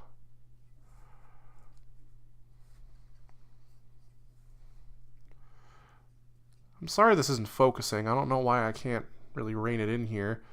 But you are able to, you should, yeah, pull forward, not out. Come on now. Yeah, these aren't held in there very well. At least they stay in once they are in, but these hinge out like this. This hinges up. It's a little crooked, but yeah, that's how the cockpit opens. So you can see our main guy in there, and then you... Why is this not going down? Okay, that goes down. These go back together. Gotta kind of fiddle with it just to line them back up properly. It's very loose. But yeah. Oh, why not? Let's put the head on. Looking pretty great. Yeah. Let's get to the torso. First, I just wanted to quick see here. So this is, I guess, a resting position for the head. Let's see how far back it goes. Oh, that's pretty good. And then working that hinge, you get it this far forward, and then without any sort of backpack on it or the arms, yeah, you can get the head all the way around. Decent side to side tilt too. Very expressive head. And then the rubber part in there gets sort of masked once you have the head on there, so you can't even tell that it's crooked. That was focusing for like a second there, and then it just decided not to. Sorry that so much of this is blurry. I just don't understand why this webcam doesn't want to focus on it. Like it's an oldish Logitech HD webcam, but it's not that old. Okay. Gonna take just a moment here before we move on to the next part.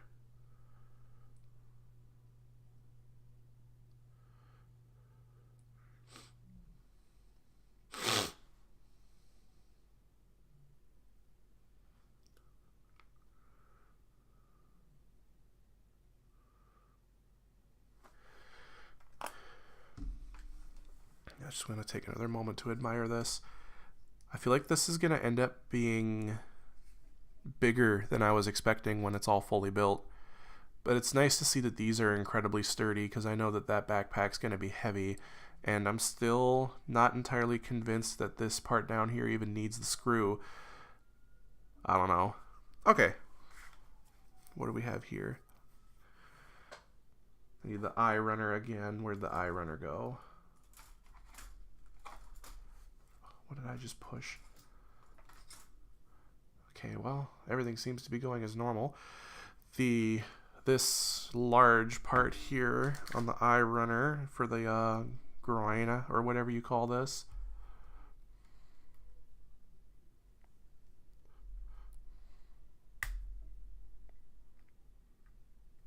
I know these parts of the part here are going to be visible when this is done, because they make up the black lining. Very mean of you, Bandai, to put the gates there. And then it needs another one of these not like very mechanical looking parts here. Looks like a piece of like a combustion engine almost. And then I need my polycaps again. I need this Polycap here is what holds up the upper half of the kit, apparently. Doesn't seem like that would be enough. I guess we'll see once it's built here. And then I also will see if this part even needs the screws. I'm going to try assembling it first before I take the screws out.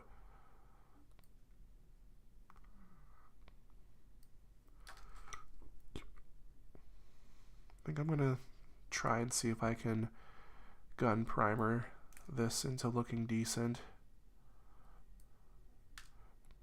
So I'm leaving just a little hair of the nub left, and now I'm just going to sand it.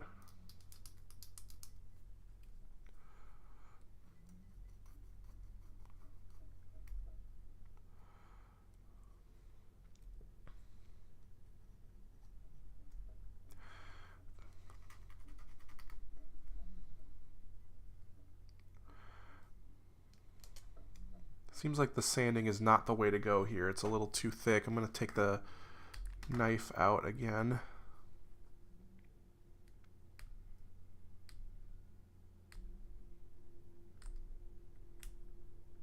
It's a little better. Yeah.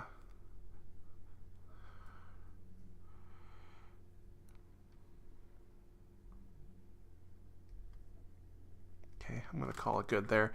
I can use my sanding sponges on this later. Okay, so this, okay, this goes like, polycap goes into this whole assembly right there.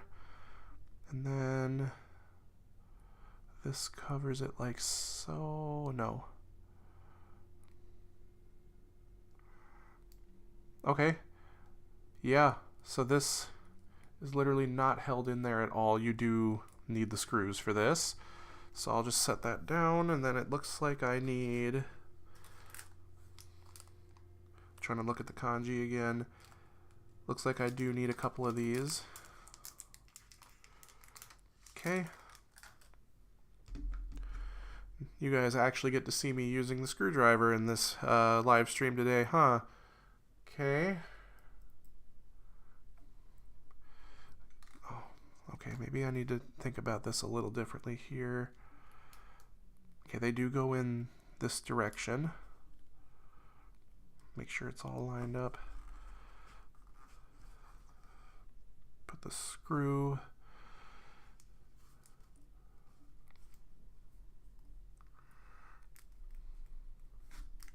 Damn it. Damn it. I'm gonna have to hold this closer to my face just to make sure I'm not dropping anything, so I will pull it back to the webcam once I have this in there, but this needs a little more finesse.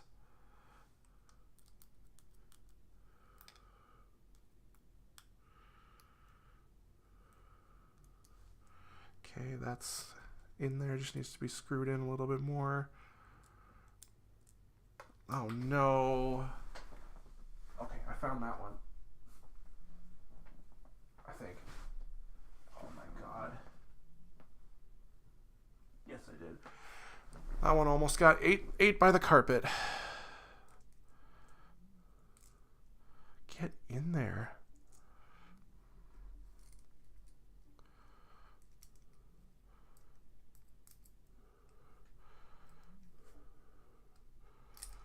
Come on now.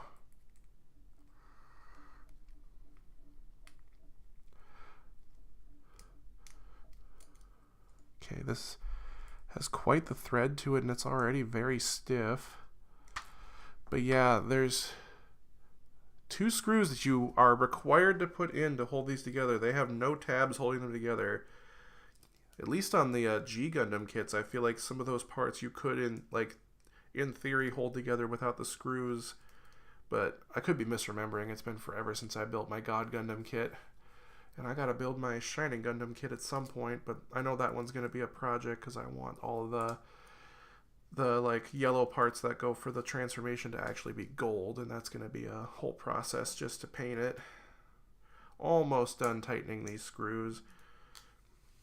You know, Tamiya, this isn't the most ergonomic screwdriver out there. I guess it helps you keep you from over torquing the screws. That should be in there solid enough.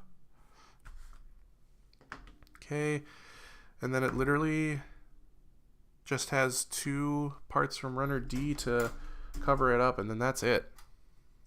Yep, it's these 2 right here.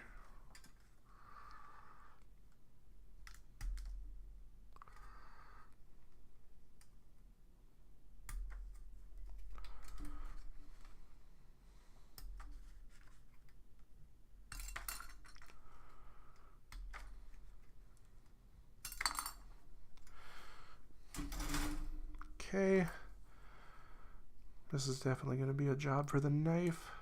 Just get these nubs down a little bit.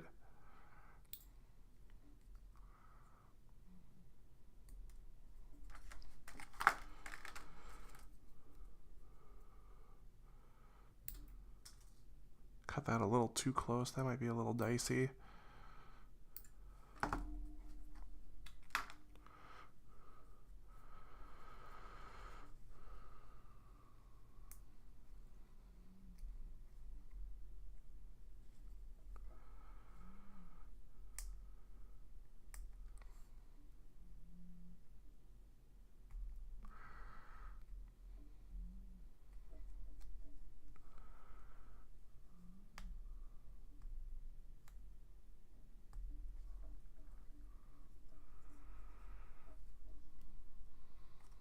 Sorry, I went quiet there. I'm really trying to focus on this.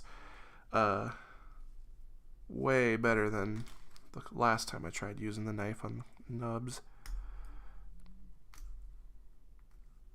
Really all about getting just the little shavings of it off. That's when you know you're doing it right.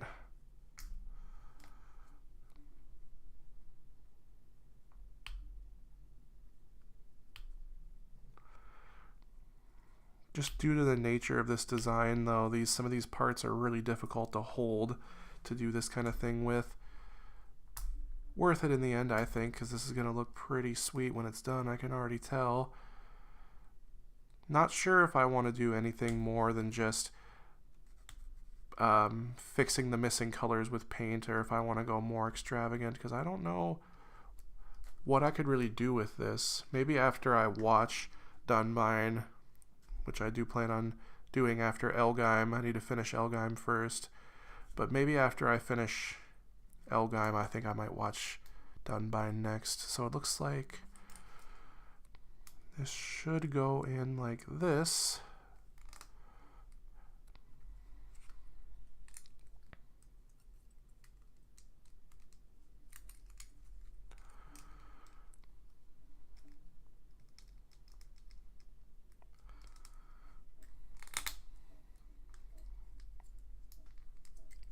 These aren't fitting together very good. Hopefully I can get them pressed the rest of the way here. Hold on.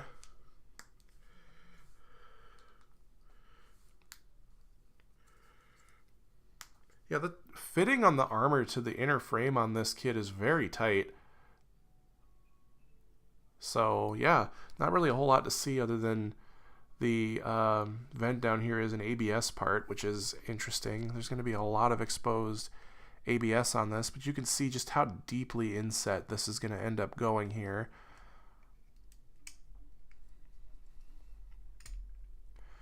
And now we have the basis for the arms and the legs.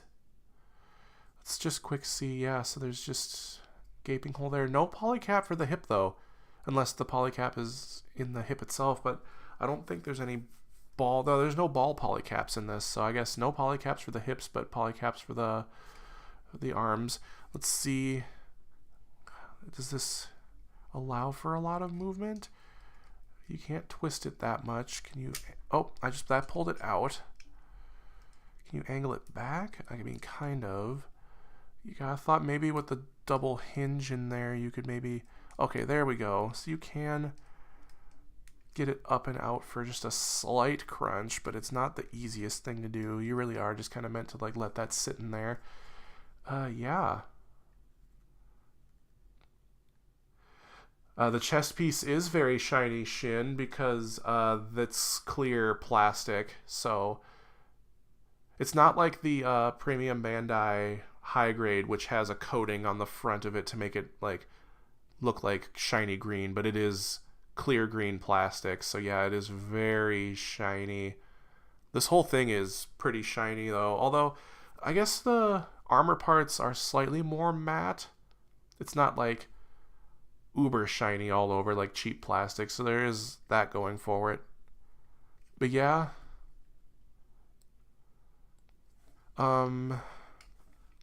yeah, like I said, I'm gonna save the backpack for last because I want to see how it stands without it.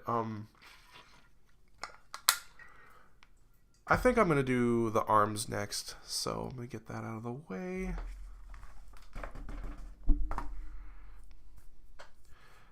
Okay, I'm gonna rewind again here because I feel like the legs are gonna take up a lot of time. I want to see how much more of this I can get built in the next hour and 10 minutes here before I have to finish. Okay. Alright, so this is one of those build doubles, or is the whole thing like that? Okay, it looks like the entire arm is build double until you get to the shoulder and the hand, I guess. Interesting. And the tubing. Okay. I guess we're just doing 2 at a time. Gotta find runner E here. Okay. I'm just gonna do cut it out, assemble, just to make sure I'm not getting parts confused here. Okay, they're all down here. So I'm gonna need 32 and 30.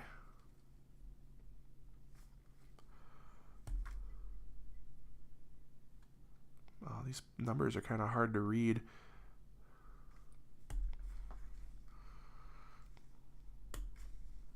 Thank you for being here in chat, Shin, by the way. Almost forgot I was live streaming there for a little bit.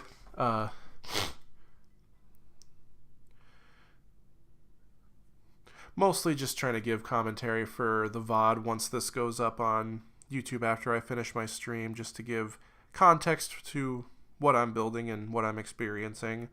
Okay, that's the only parts from E that I need for this first step here. And then I need number 14 off of I, which is interestingly molded here facing outwards like that.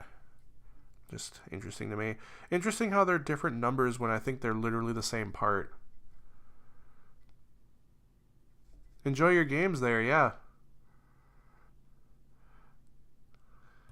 If I could figure out how to make chat display on the stream before I started this stream, I would have done it, but I do think streaming might be a fun thing to do every once in a while for builds like this, so I think I'm definitely going to keep streaming more going forward. I think this is also going to be, back to the kit itself, I think this is going to be another kit that doesn't, another part of the kit where the screws aren't necessary, because I think this is probably going to hold itself together pretty good on its own. I guess I'll have to build it and see.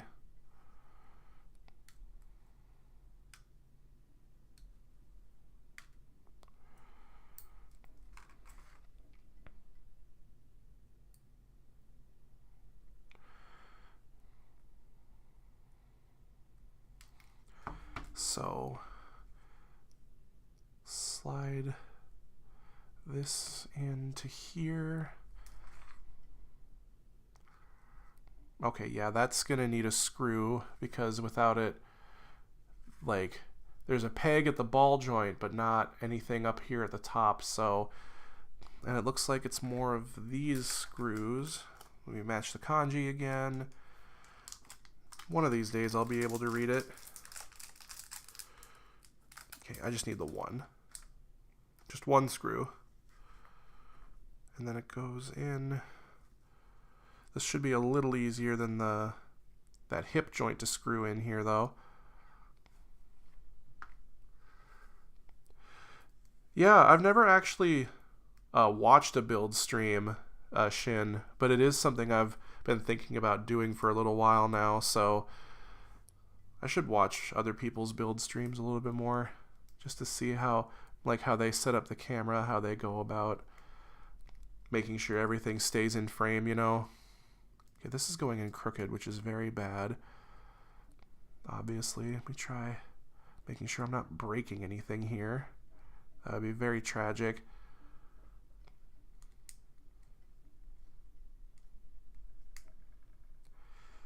Okay. I'm gonna have to do this a little closer to myself again. Okay, that's as tight as I feel comfortable doing it. Oh, did I put that in there correctly? Yeah, I put that in there correctly.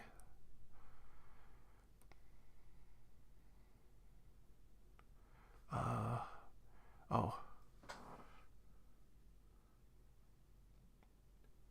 Oh yeah?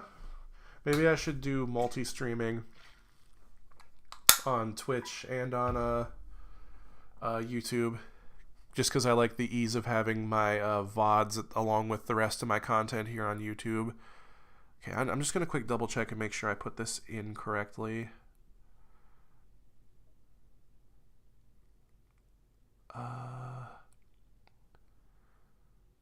Oh no, I didn't. I think I put that in there wrong. That goes into 30, which is that one. Oh wait, no, I think I did put it in there correctly. That goes into 32. Okay, I put that in there correctly. Oh, that was close. I'm going to tighten it just a little more because I'm realizing it's coming loose, but I'm trying to be careful. Okay, I'm going to set that aside while I do the same thing for the second one because it has you doubling up here. Cut this one out. I want to get a pair of Tamiya single-bladed nippers just to see how they hold up compared to the God Hand here, because I know some people who use both, but it'd be a little easier for parts like that because it has the clearance. Okay.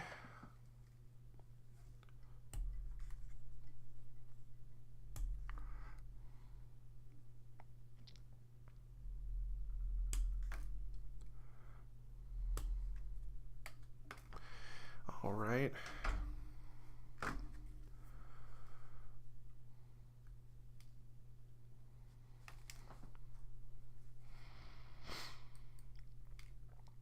Okay. And then these two, mercifully the nub on that part there is on the ball joint, so it's most certainly getting covered. I think all of this is getting covered by armor parts at some point in this process though. Okay, so I'm just going to make absolutely sure. So this is number 31, which goes in like that. I feel like the graphics for saying how you're supposed to line this part up are not very clear, and that's why I'm getting confused here. But I am, because it's like, you probably can't even make it out because the part is so dark, but this piece here, it's like a T shape, but one side of the T is shorter than the other, but I think it's because it lines up with the ball joint in like a pretty straight line, so I'm pretty sure I have that in there correctly. And the picture here in the manual isn't making it as clear as I think it could be. Get this last screw out of here. Hopefully I don't have to go digging through my carpet to find that one I dropped earlier. I'm hoping that's just a spare, because I know that some of these do either come with spares or they just simply don't use all the screws. Are these not in the same? Can't get this thing out. There we go. There it is. Okay. Yeah, so there's a little hole in there. You can just pop it on in there. And then I think it is literally threading into the plastic, so that's why I'm trying to be careful here, because there's no nut on the other side to support it, so I would assume it's threading through the plastic. Yeah, there's screws in the arms. I think the only screws are in the... Yeah, I think I have spares of this screw somewhere, but yeah, I think the only screws in the arms are in the shoulders. and they kind of need to be there to hold it in. There's screws in the hip joint because there's no pegs to hold those parts together, and I imagine they add some solidity to the legs once those are on there. And then I imagine the rest of the screws in this kit are in the legs, maybe some in the backpack just to hold it on because it's so massive. Okay. Oh wait, no, there's a double jointed elbow, and both joints in the elbow have a screw, which is coming up here soon, but I have a couple of armor parts to cut out and put on here first. Oh boy, okay, so I need, at least these are matched up on the runner here. So these four here are what's coming next. Try my best to get that on the camera here.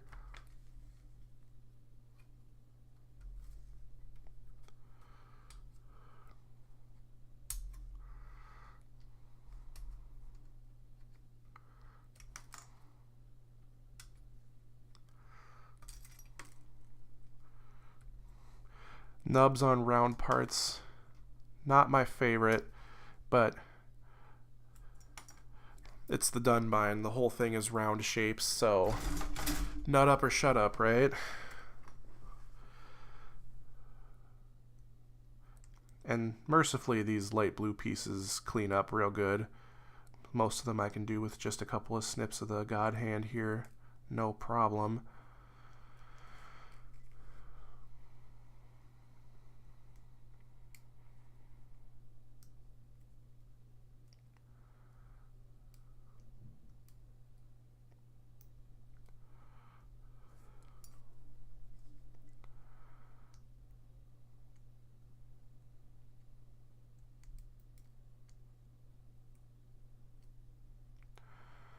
Focusing just to make sure I'm not overcutting these.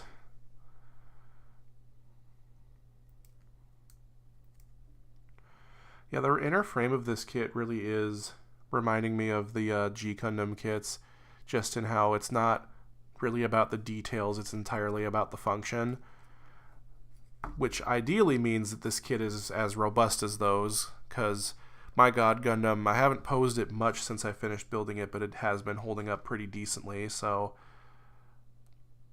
okay, so that goes in, and then that goes over it.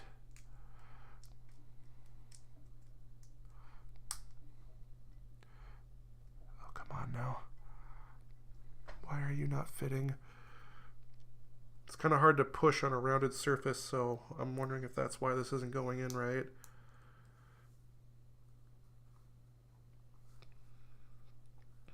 Okay, I'm going to leave that like that for a second and see if this goes together any more smoothly.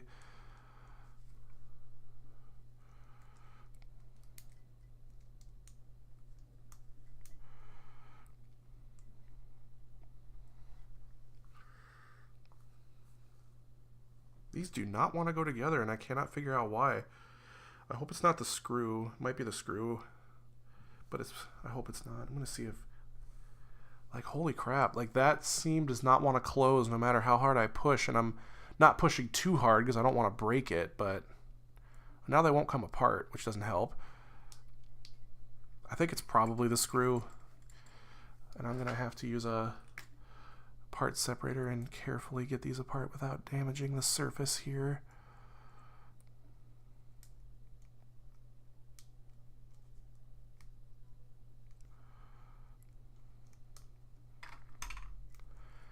Okay, let me try tightening this screw a little more and see if that gives it clearance. I had this problem when I built my God Gundam before too, where the screw is necessary for the construction and it needs to be in there very tight, otherwise the parts don't fit. So let's see, does this give it the clearance?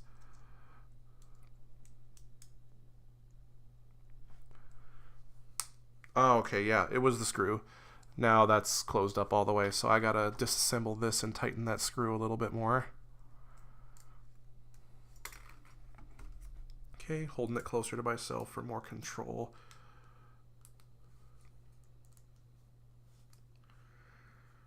Oh, uh-oh. I just dropped that. Thankfully not somewhere where I wouldn't be able to find it.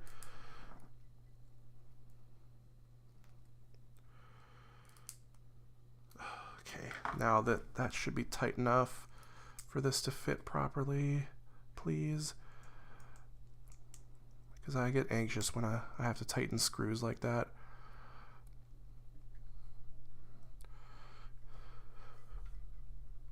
Ah, fuck. Ow.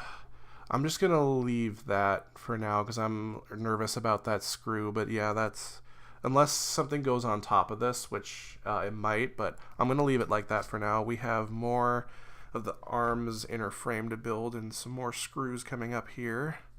I need, let's see here. Okay, these ones, seems like the numbers are just the same. 28, 29, and 27.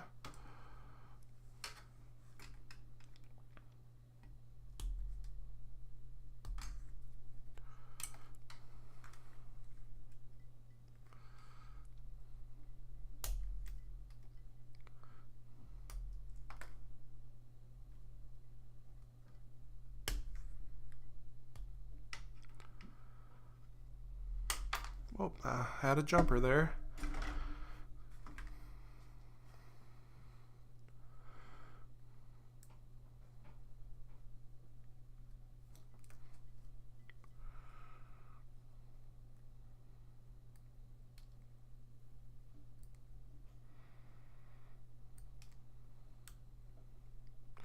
Okay, and then one more. See, is this another one of those mandatory screws? Okay, how does this go together? Like this. Oh, I missed some nubs. Don't want nubs on joint parts, otherwise they're not gonna work properly. So yeah, there's gonna be 2 screws. You can even see the holes there actually, for this double jointed elbow. I think I am gonna put them in just in case. There's a big bag of where they're all the same ones, so I don't have to worry about matching the kanji like I was with the other ones. Okay, let's see if I can get just 2 out. Of course, a couple more had to join the party. Oh, 4 came out, so, and I do need to build a second one of these, so that actually isn't too big of a deal. There's no hole, or like in the shoulder there isn't like a nice convenient little like pit that the screw head sinks into, so this might be a little more challenging. But also, like the shoulder, there's no nut to support this on the other side, so I think this is literally being drilled into the plastic, which I'm not the biggest fan of. This is also, I need to hold this in a very specific way, otherwise it just starts spinning.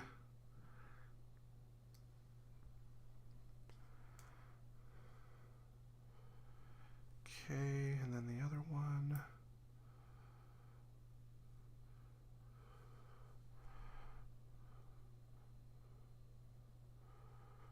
Oh, did I put this on backwards? I put this on. Okay, hopefully that doesn't, this isn't damaged, but I just put this on backwards.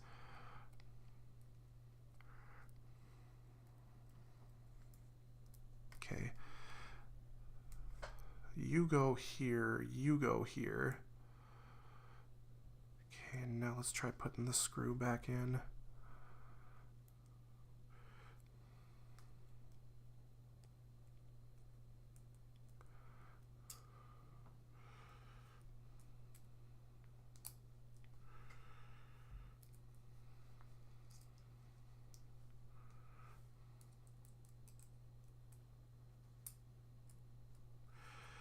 I'm really trying to make sure this is going in there correctly. That's why I'm not holding it up to the camera just yet.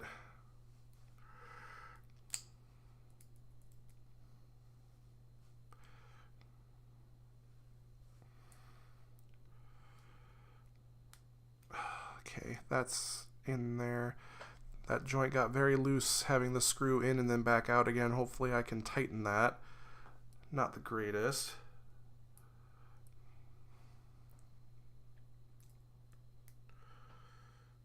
Get this one screwed in there.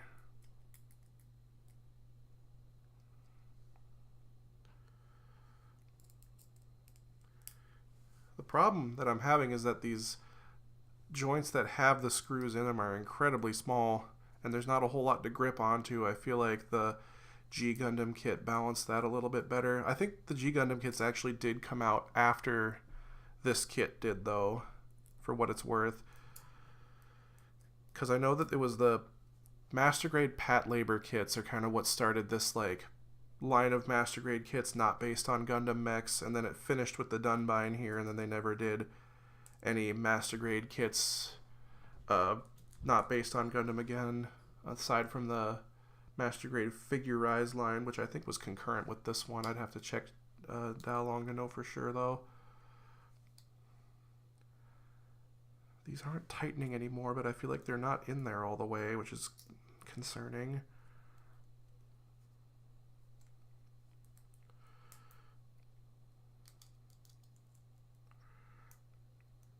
Okay, I'm just going to leave that for now. We'll see if that needs tightening later.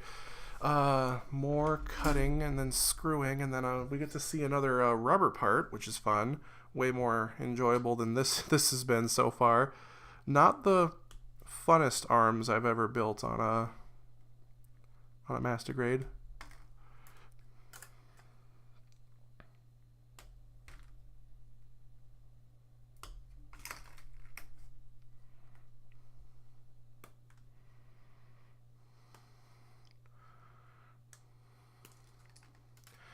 Okay.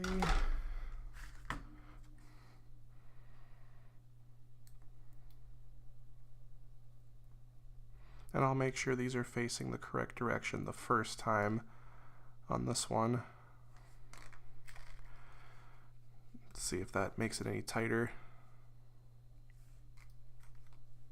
And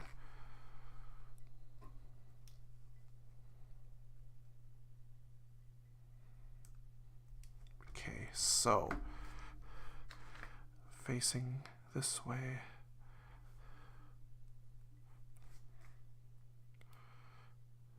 Is that in there right? Yeah, that's in there right. Okay, let's see how the screw situation goes on this one.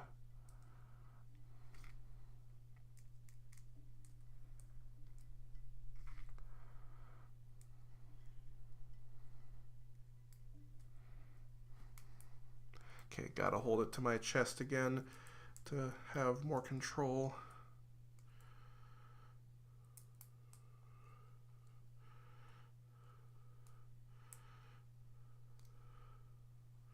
Uh-oh. Uh-oh. No. Get out of there. Stop bending the plastic. I'm glad Gundam kits don't need screws anymore, because this is actually kind of stressful.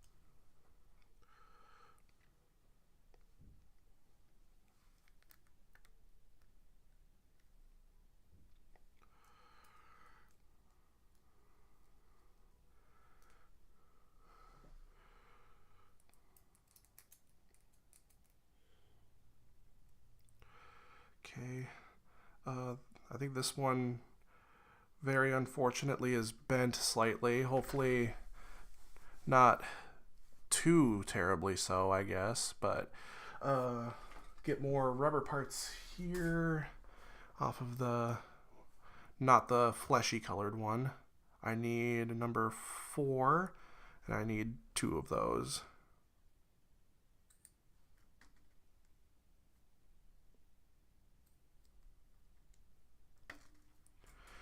And then they have these extra little bits on them that I gotta cut off as well, which is odd. Oh, did my playlist finished again? I gotta start another one. Do this one. Okay. Alright, and then I'm just gonna make sure there's a little bit of nub here. Okay, and now this one.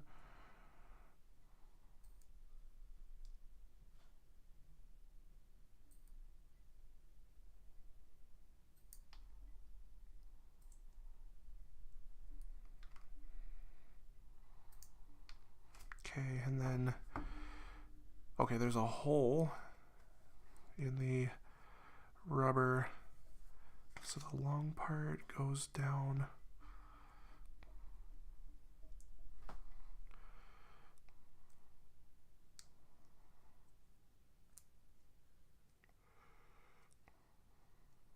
Okay, I think the issues with the screws are going to largely be covered by the rubber part there.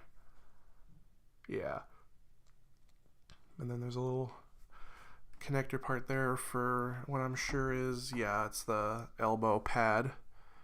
Okay, now just gotta, it's a little hairy because you gotta slide it over that peg that the elbow pad connects to, but it is flexible enough that it'll do it, and then it's in there, probably not coming out anytime soon. So okay, let's see. All right, now we got a bit of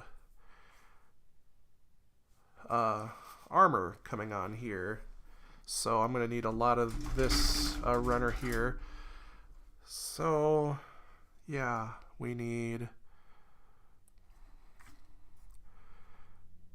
runner, or part 6 here.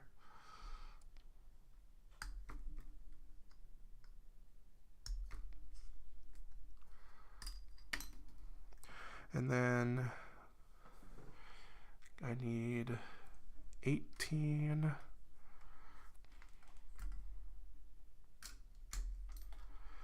Okay, and then I need, where is it? It's number 20. Another one of those very utilitarian looking pieces here.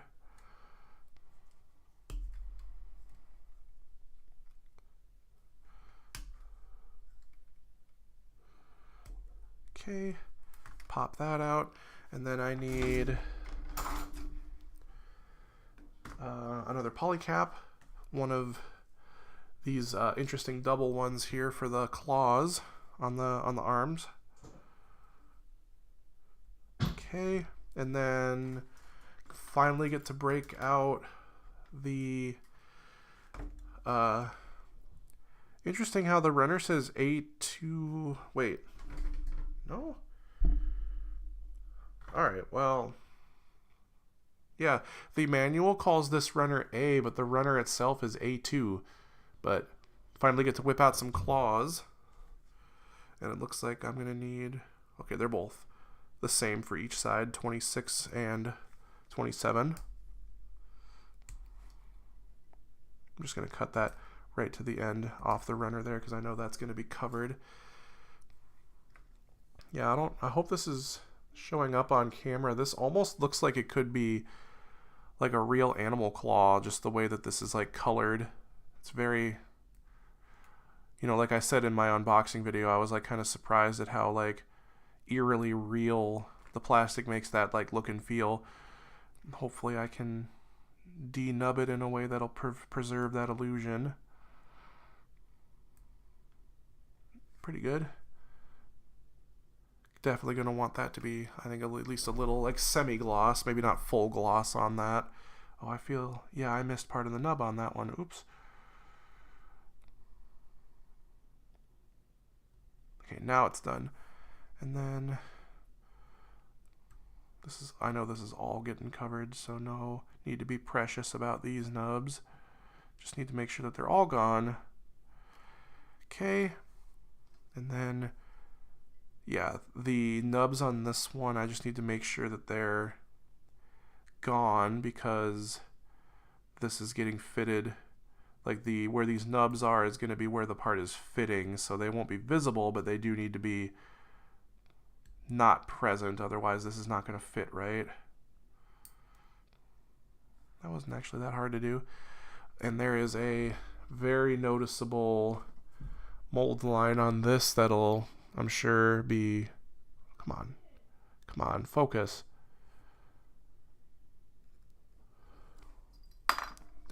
not fall out of my hand. Yeah, there you go. There is a very bad mold line on this that'll be fun to sand, I'm sure. I think because of that, since these nubs are all on the mold line, I'm just going to kind of leave them for when I come back later and sand this. Okay, so you go with the curved side up into this, and then this goes on over top.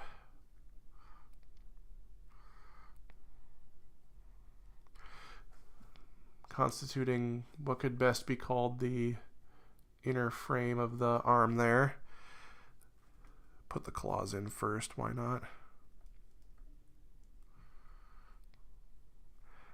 And the nice thing about that polycap being all one piece is that these claws will move in tandem. You don't have to worry about lining them up. Although, once you have that, once the claws are in there, they don't move a whole lot. Like at all. Interesting. So then this goes up inside like that. Okay, hopefully that doesn't prove to be too difficult to pop back out, but the nice thing is that it's all completely seamless once it's all done. Okay, now I need to pull out runner D again to do the other side. Almost forgot about the other side.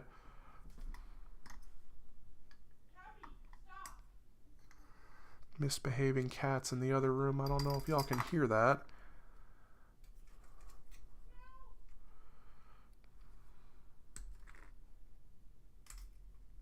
Uh-oh.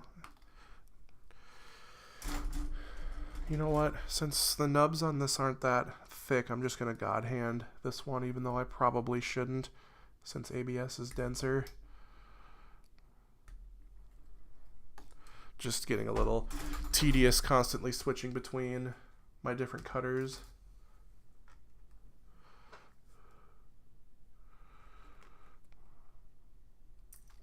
Okay, and then finish off with the nails.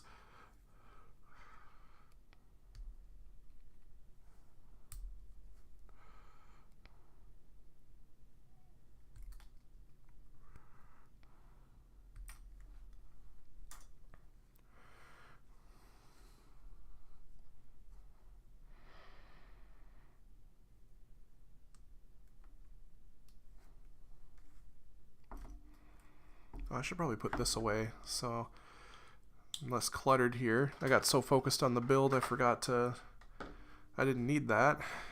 That's better.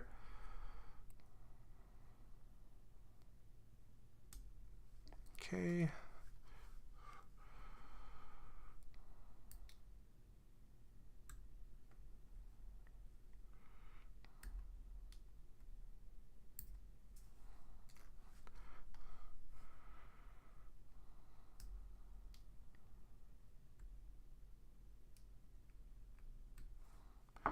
And that's all she wrote. This is way easier than the rest of the arm has been, purely because there's no screws involved. Who'da thunk?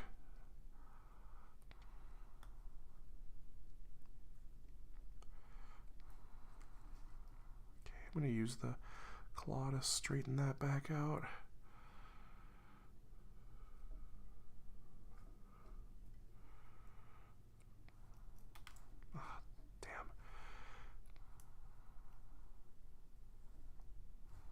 They're actually kind of sharp even without me sanding them at all. Oh, forgot to clean up this one. Kind of the most important part.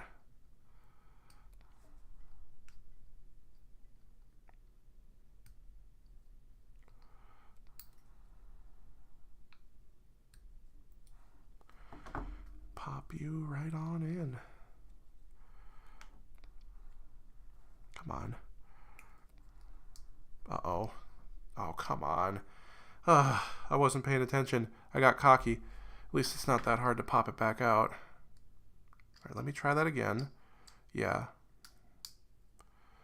Now it's in there. Okay. And now we need 2 parts for each arm off of this runner here. It's going to be these 2 here and then the other 2 here, it looks like. Wait. I was right about the first two. It's actually these two right here. I think these are the knee pads. And it looks like, depending on how much of this is visible when the arm is fully built, might be one of the only real places of where you can panel line on this.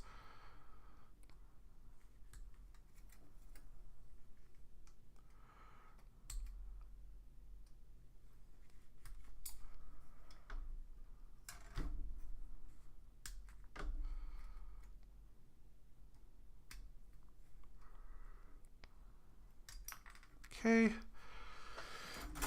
start getting some arms together here, and I might just call it quits after the arms are done. We'll see how long this takes.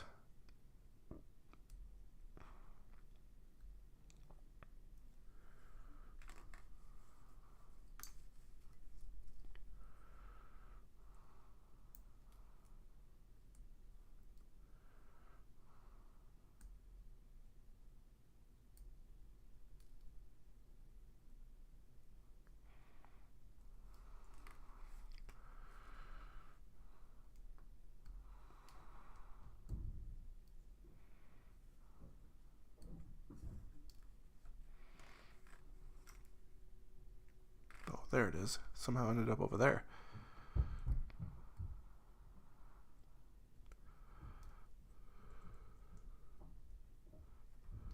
Okay, so let's see here. So take the elbow, it's the short side. Looks like, yeah, there isn't any specific orientation that this part goes on. Oops. Maybe it'd be better if I did it like...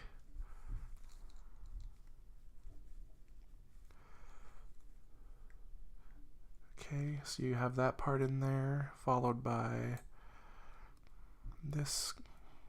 Oh, I have that. No, I have that in there, right? Oh, that's pushing that back out. And then you have that in there like that. Lower part of the arm there. Do that again on the other side.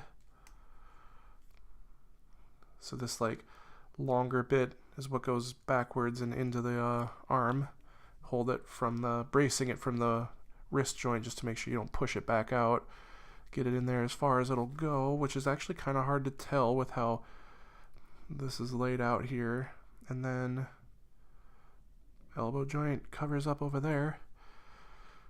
And then that's that. So that's it for this page here too. So let me get this tidied up here. And then, okay, another, oh, wrong runner. Another one of these single continuously molded pieces here to help with seam lines. I imagine for the year 2000, molding a piece like that was probably kind of impressive, considering what the Dunbine kits that came before this would have probably been like. Okay, and I will be needing that again for the shoulders. Let's get the, and then just like on that other piece, the nubs line up with where the mold line is, so that's going to need to be sanded anyway, so I don't need to worry about getting that looking too nice.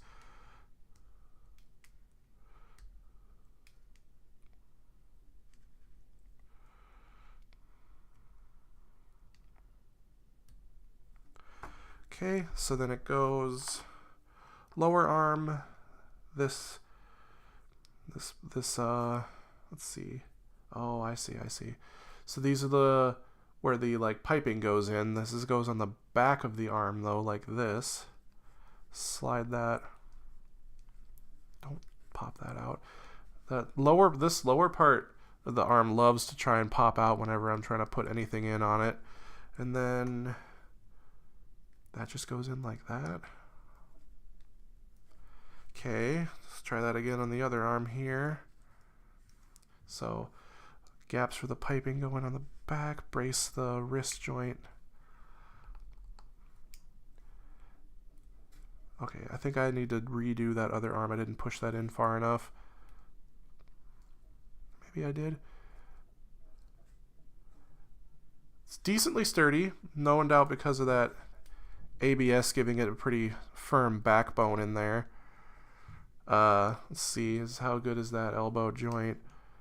Only a 90-degree bend, maybe a hair more, but you can kind of see the rubber in there is pushing it back out. So, oh, and it looks like the rubber came a little untucked here. That's going to be interesting to deal with in the long run. I'm just going to quick make sure everything's pushed together properly here.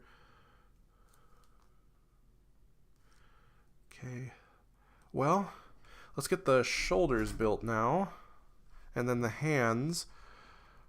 We do have a couple more rubber parts coming too.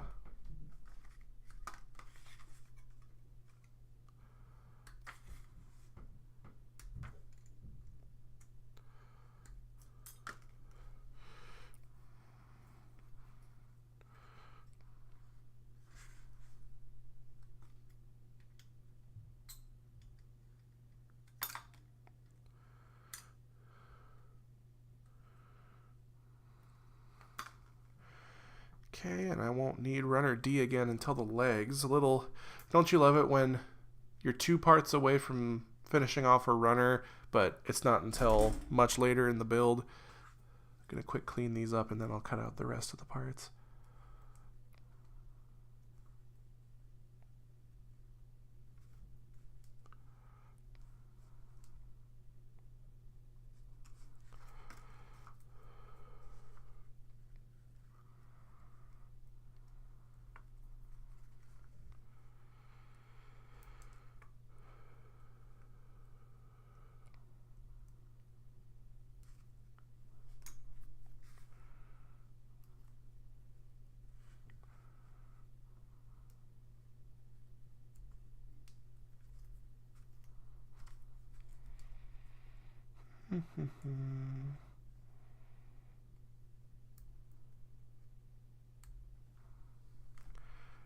And there's the other one.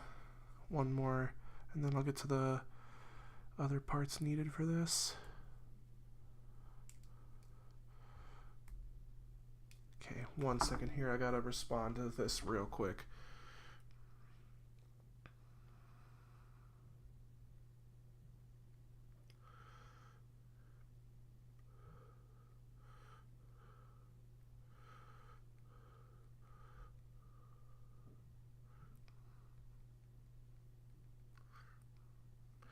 Okay, let's get back to finishing these arms here. So I need runner A again for these weird blobby bits, which, yep, those are the ones I need for this part. Unfortunate how one of the pieces of it is going to have a nub, but at least the other 2 are covered.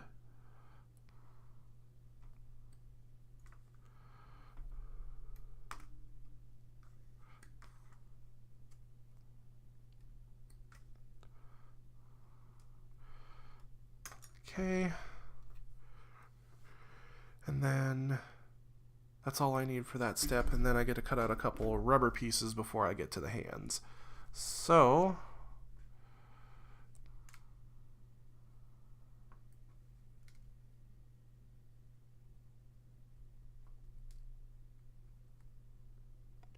that cleaned up really good, so that's good.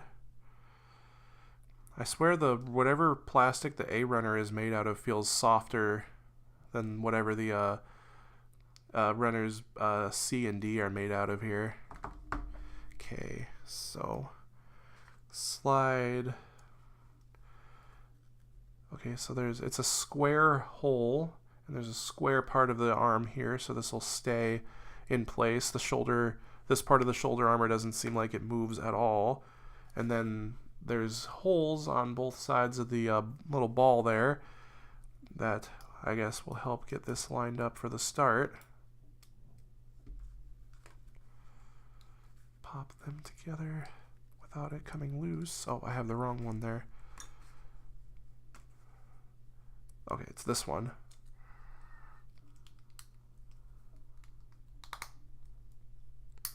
And it looks like that's going to be the only seam line in need of closing on this kit, which isn't terrible, unless there's one on the legs that I'm not aware of. That's the first, at the very least, the first one I've noticed building this kit is the only, like, obvious seam line that would need to be closed.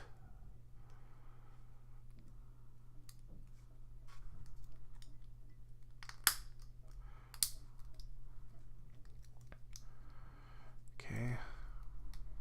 All right. Weird little pink bit there. And now I gotta get to whip out the wacky runner again. The wacky runner. So it looks like all of these are going into the arms, and then these are a transitional joint from the arm to the body.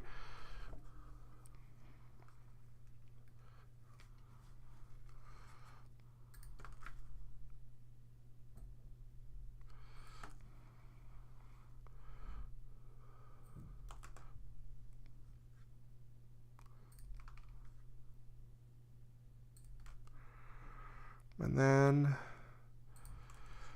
looks like the rest of these are oh,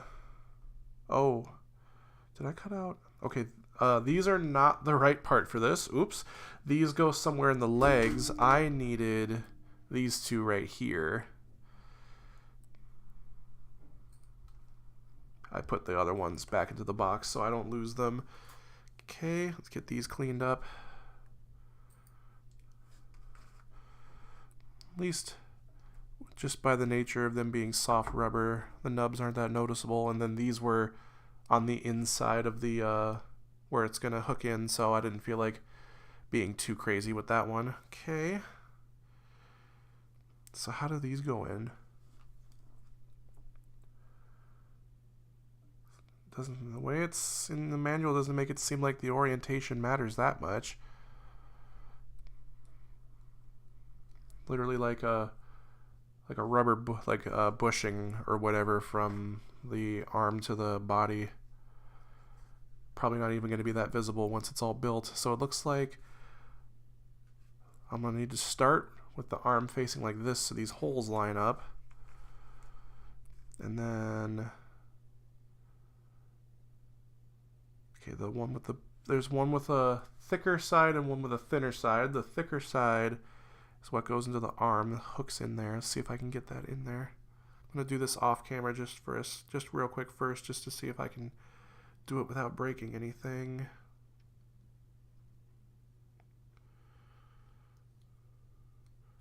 Hopefully, because this is rubber, it'll just squeeze on in there, and then hopefully it won't like rip or anything when I need to take it out.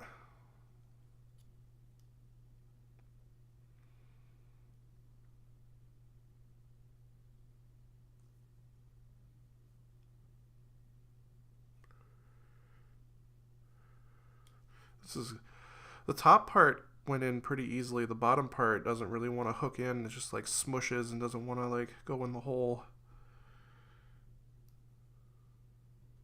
Okay, just gotta finagle it. Yeah, so that's a little tricky to get in there just because it's a hook shape, as I hopefully illustrated there before. These are hook shaped to go into these holes, so you gotta have to like in and then down like at an angle. I'm doing a terrible job of explaining that. Should just be able to like push it in there and then down, but it doesn't want to go in. Hold on, I'm sorry, I can't. I'm trying to show it to you, but it's so fiddly. I need to be able to see it better.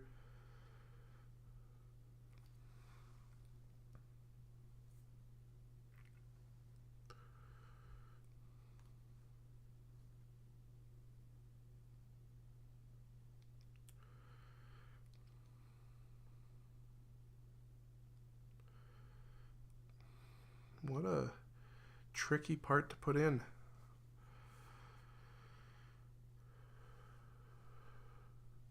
And I just glanced at the instructions and realized there is a specific direction that those rubber parts in the arms are supposed to go. So once I have these tubes in place, I'm going to make sure that's correct on both arms here. God damn. This kit loves its fiddly bits.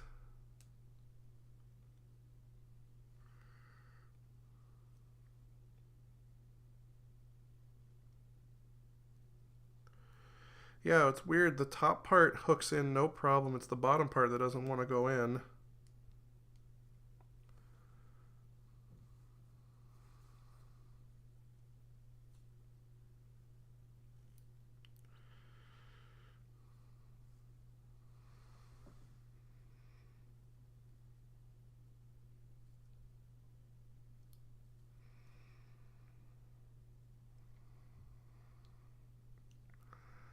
Come on, man. This does not want to go in.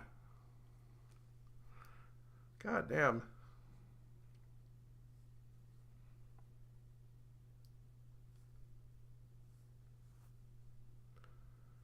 Oh, man.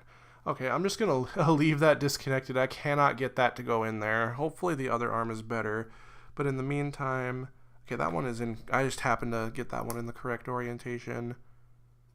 Looks like I just happenstance put these rubber parts on in the correct orientation by accident. I guess that works. Let's see if these are any easier to get in there.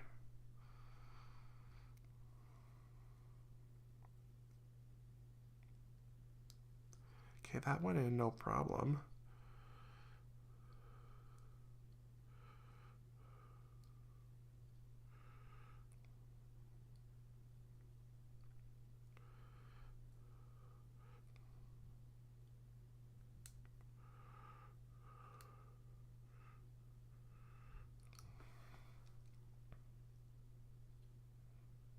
Now I'm having the same problem, but it's on the upper part of the tube on this other arm here. I can't win right now, apparently.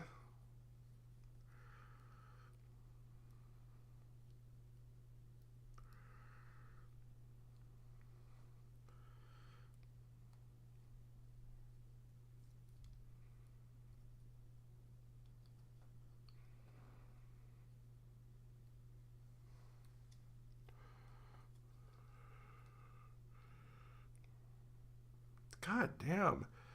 Okay, I'm just gonna go for the close enough strategy here because this is pissing me off, and I'll try to fiddle with it later when I'm not on stream.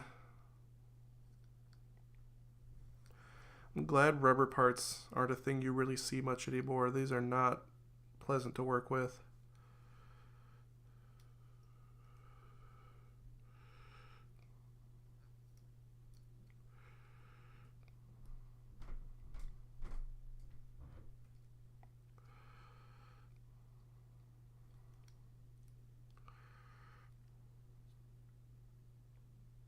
Okay, I got that one in on both sides. Can I do that on this one?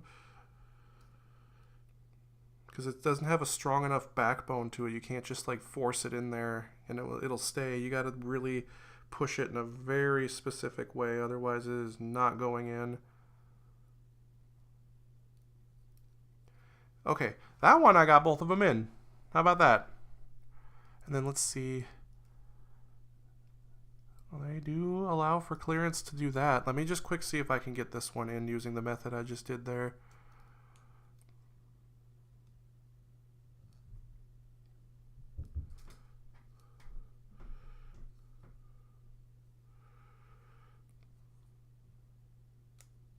Okay. Now it's in on both sides. This is way more irritating than it needed to be. Let's get those hands built, and then I think I'm gonna I'll call it a day after that. So I'm just gonna cut all of the hand parts out and just put all of the hands together just to see them. I might cut the sword out too, just to show it off.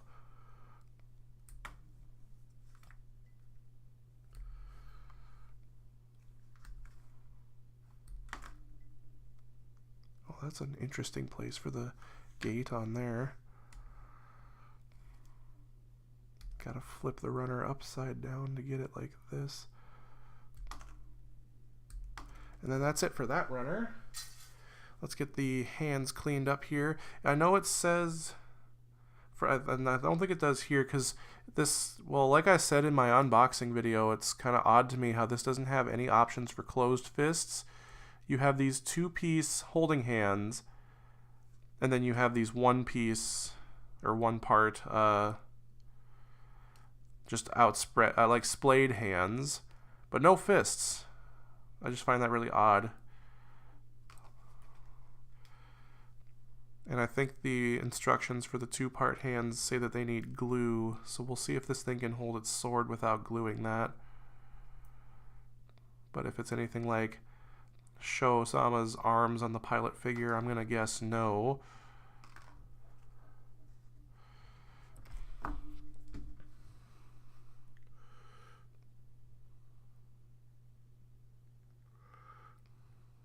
Sorry, I gotta take this real quick. Okay, finish this up.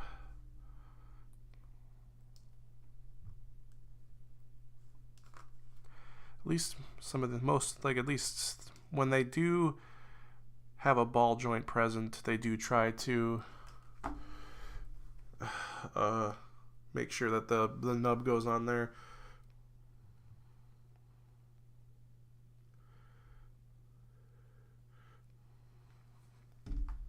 Alright, so these splayed hands for the left and right, just one solid piece. But then we have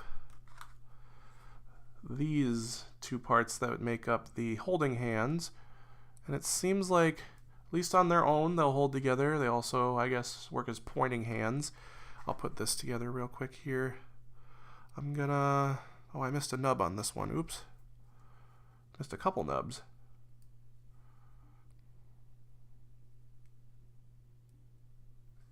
Okay, now I'll put it together. Okay. And then the Aura Sword, which according to the manual is what this is called. Just going to cut that out real quick and see if the hand can hold it without being glued together.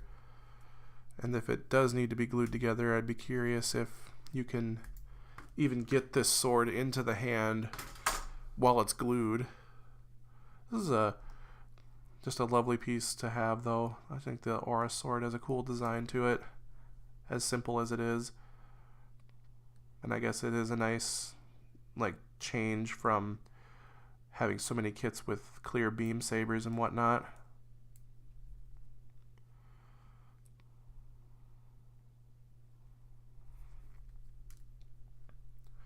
Okay, these nubs are not in the best places. I'm just gonna leave that untreated for now. I'll take care of that later. Got the sword here, so I'm just gonna see, can you fit this into the hand without disassembling it? No. So I guess if you want it in the hand, hopefully it doesn't need glue, because I don't want to like have to choose if I permanently want it in the hand or not.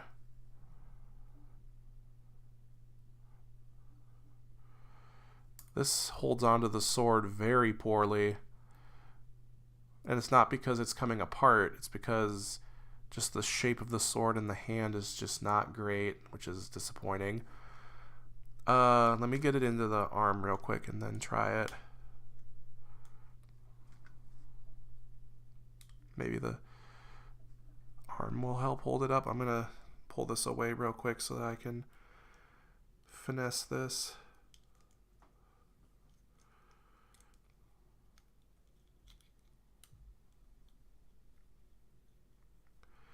Okay, I guess if you have it balanced in the arm, it sort of works, but yeah, no. I'm just going to do the... Damn, that's in there tight.